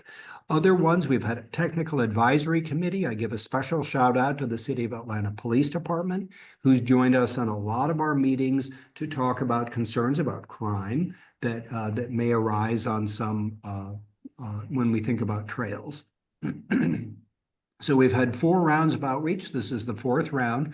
We started with our NPUs back last spring. Then we kind of got bigger and we were in council districts, and our council members hosted meetings that we attended and presented to many of you. And then we did clusters of council districts. So we were getting bigger still, so that you could start to see that a network cuts across. It isn't just our individual neighborhoods, it's our entire city. But now we're back. We're back to our roots. We're back to the people in the neighborhood planning unit system. And we are presenting to you, and we will come back to you next month or the month after and ask for a vote on this plan. Now, when we're doing that planning, there's 2 key questions that we ask right up front. What kind of trail do you want, and where do you want it to go? So this first question, what kind of trail do you want? And by the way, each of those previous rounds of outreach, we had a survey. So in that first round, we had 1,500 people respond to our survey, or almost 1,500 people. Those 1,500 people, 98% of them would recommend a greenway. And we showed these images and say, would you recommend this to a friend or family member? 98% would recommend a greenway. 75% would recommend that side path. But look what happens on that next row. 55%, we're still above half, will recommend some kind of a protected facility there where you're in the street, but unprotected bike lanes get 8%. So that is not part of the Trails ATL plan. The idea here is not to put a line of paint on a busy road and say, okay, we're done. No, that's not going to work. That's what Atlanta is telling us here. This last one is a sharrow. Sharrows are, as opposed to shared streets, a shared street is a neighborhood street, super calm, very low volume. A sharrow is on, there's an example on Howell Mill. There's actually a little bicycle symbol on Howell Mill as you get close to I-75. there's not a lot of people who are going to think that's a good idea. And in fact, you can see that in the survey data. So that's the kind of trail that folks want. Now, where do you want it to go?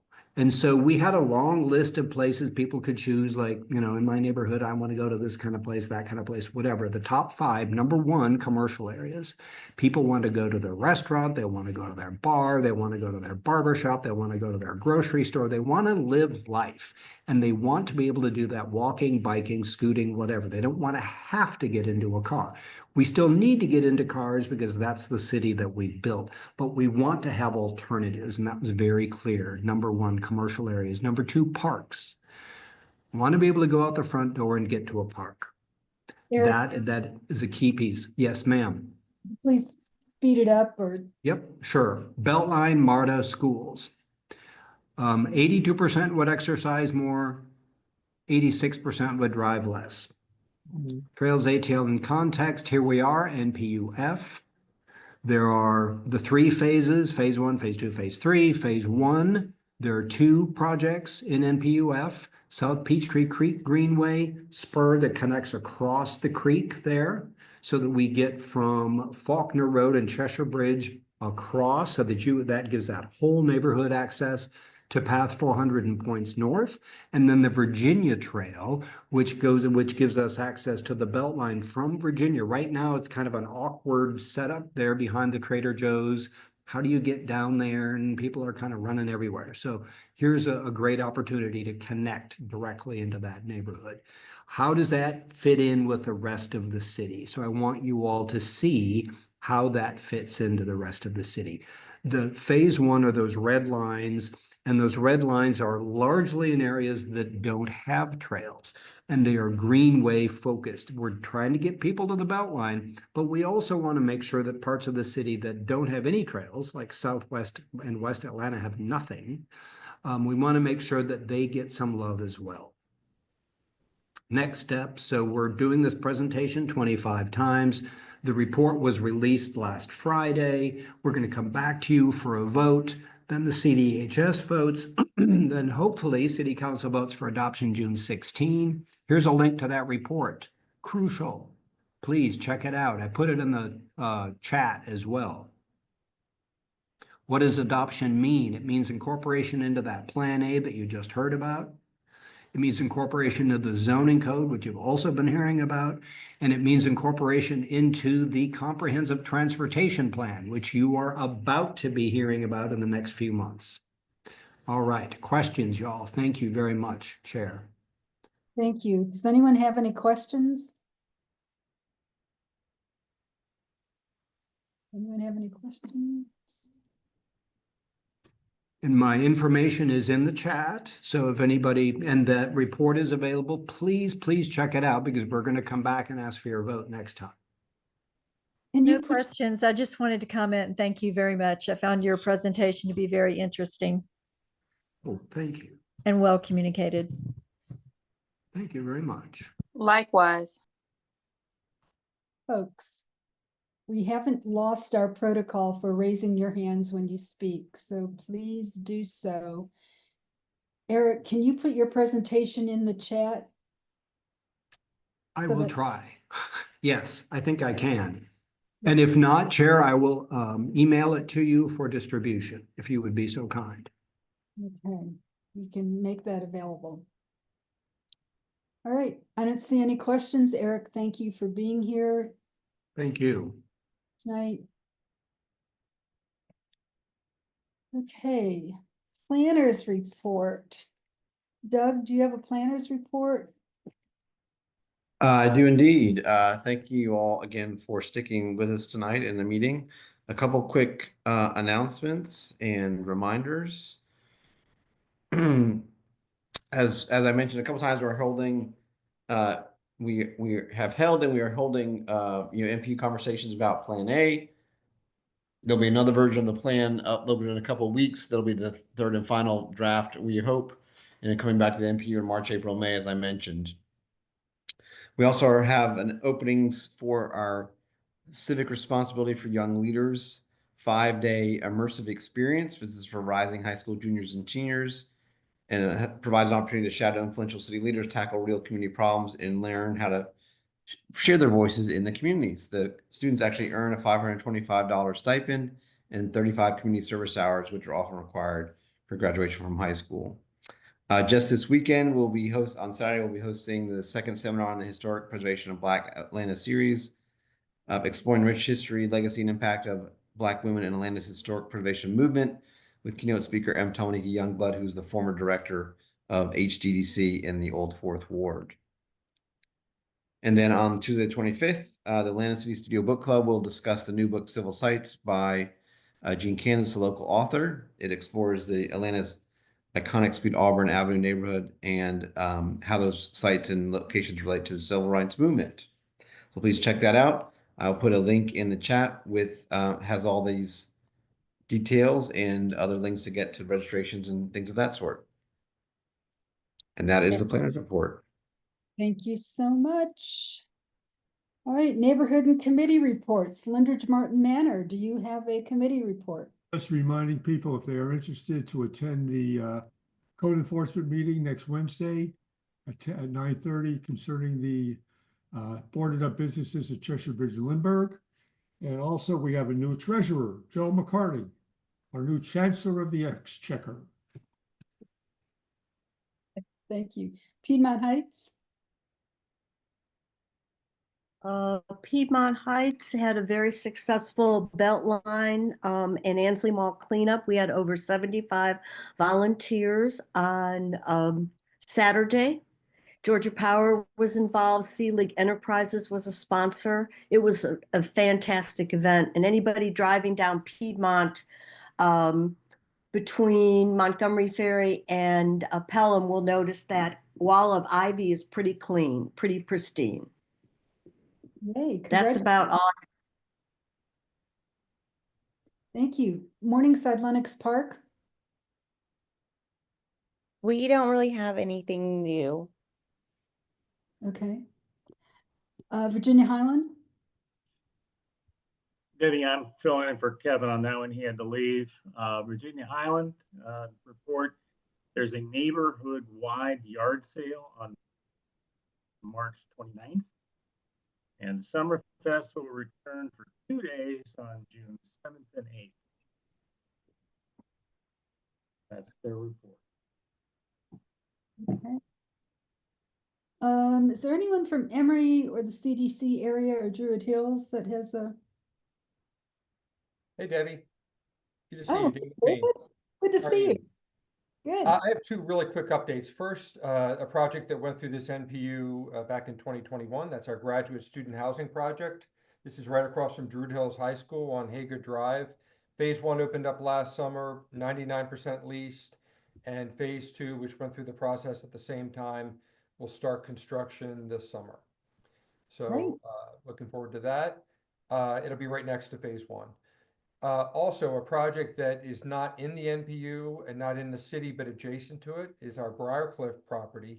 This is a senior living community that Emory has worked with a third party for a long-term ground lease, and it will involve restoration of the Candler Mansion, which is in that Briarcliff property, Briarcliff Road near University, and it will also involve demolition of the former Georgia Mental Health Hospital that's on the property.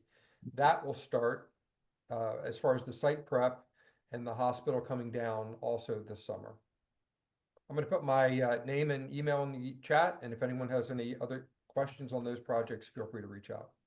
Great. Thanks for the update. Rich, Parks, Trees, and Environment?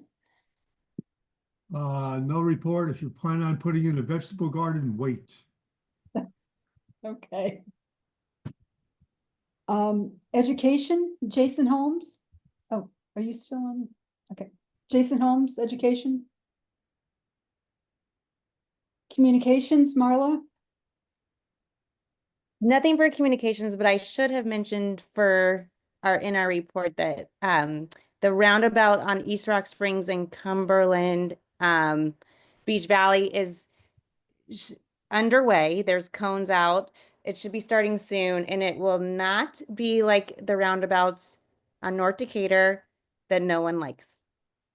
It should be more like the roundabout at low water that is easier to get around. Oh, yeah. Yes. Good news.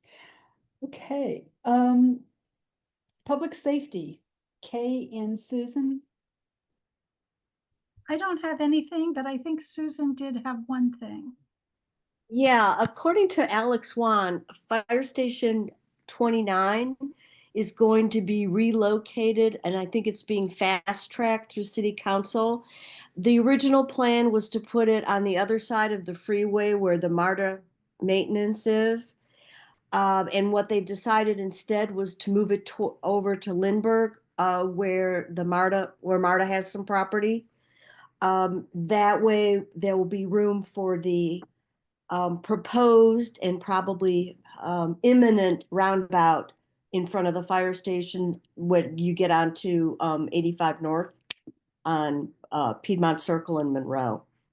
GDOT is pushing that forward apparently. And that's all I have. Okay, so it'll be moved out of our NPU. You know what? I hadn't thought about that, but you're right. Okay. Well, the station's falling apart, so they need to get out before before it spontaneously combines. Good to know. APAB, Katie DeWeese, do you have a report? I don't know if you're still in the room. Hate these long meetings, people don't hate. Katie?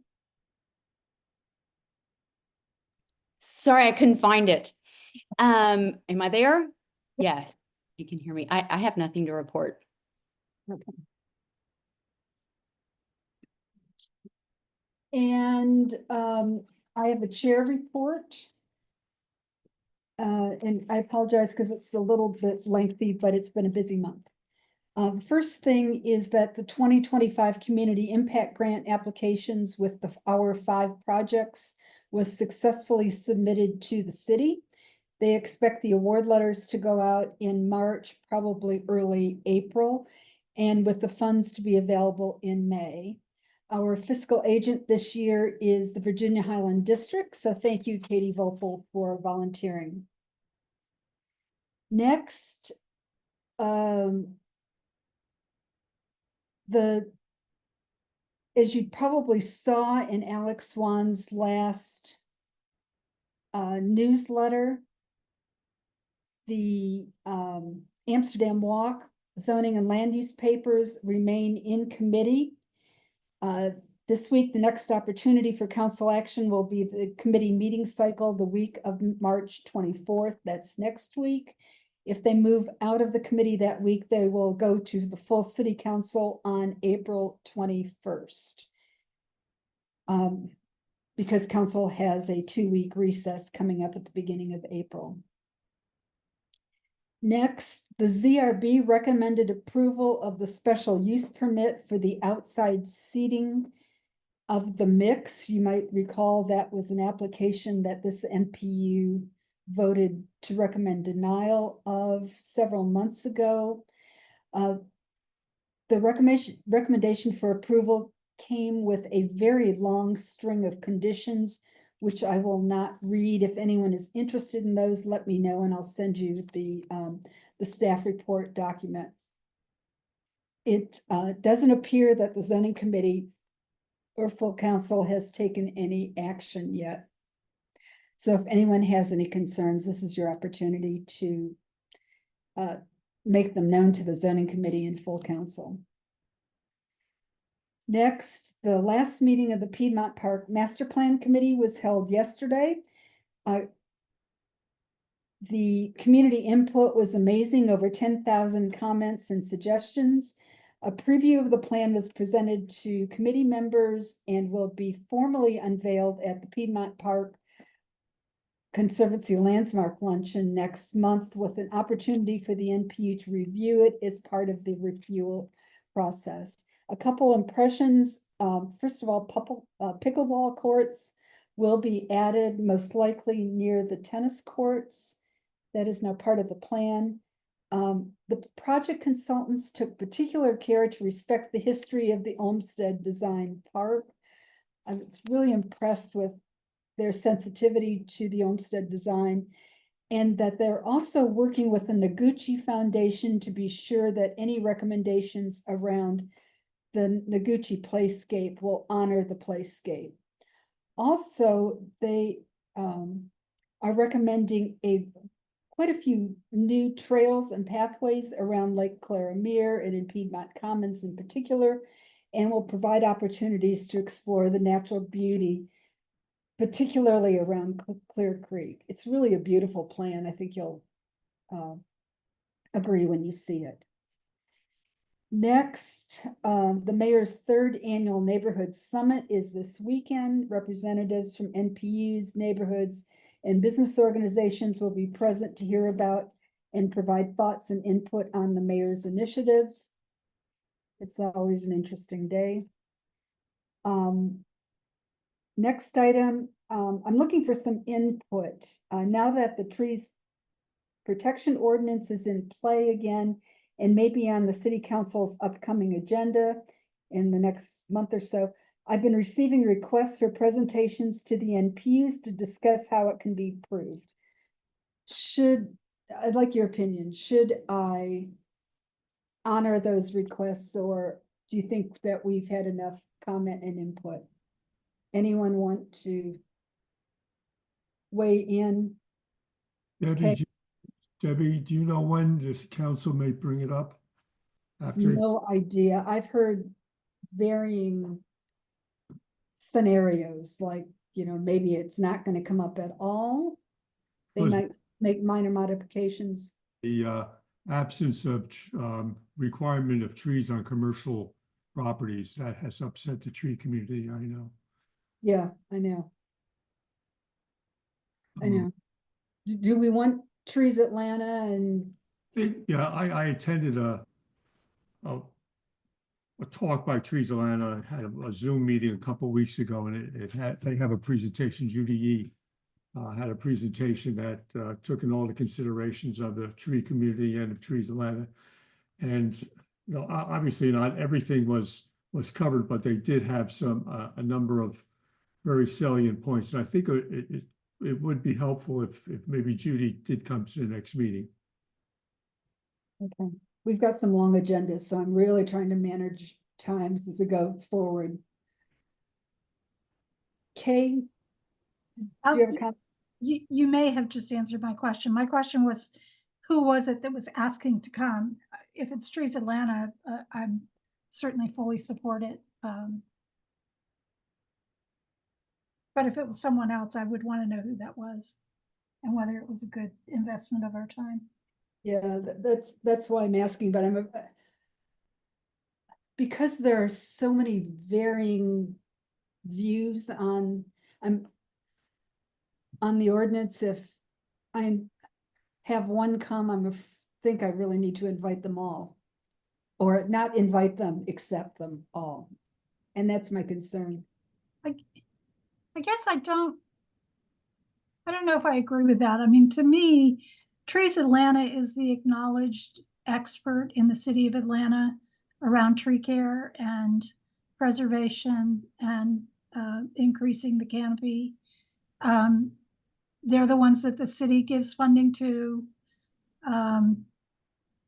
There are lots of folks that have opinions, and they're certainly welcome to attend our meetings and have an opinion, but I don't think it makes sense to have a half a dozen different groups or even 2 or 3 different groups come in and speak.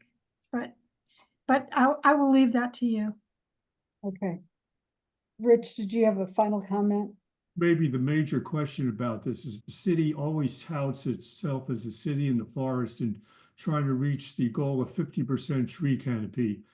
And it appears that some of the actions that the city is taking is not going to reach that goal. So I think sort of the overall question is, if indeed this is a city policy and you're adopting policies that are contrary to that, what does that mean for the city? Yeah. That is definitely a good policy question. Okay, well, thank you for your input. Just two final items. These are both heads up. For the executive committees, the first item is for the executive committee. The NPU support group has been reviewing NPU bylaws, all 25 of them, with a professional parliamentarian, and will be providing feedback to each NPU. If changes are recommended, if our bylaws are required to be revised, I'll convene an executive committee to discuss how we would want to be compliant or not. I don't think they can tell us to change them since they're independent, but just a heads up that it may happen. And finally, the long anticipated legislation that will allow the annexation of the University Inn properties in Druid Hills will be on next month's agenda. There is first legislation to expand the historic preservation district for Druid Hills, and then the annexation will follow. So that should be coming soon. And that's the end of my report and my month. I don't believe we have any old business tonight or new business, unless anyone has anything else to come before the NPU tonight.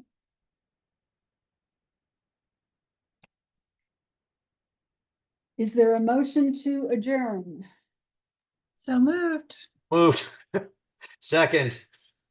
All righty, it is 10:31. We have not turned into pumpkins yet, but the meeting is adjourned.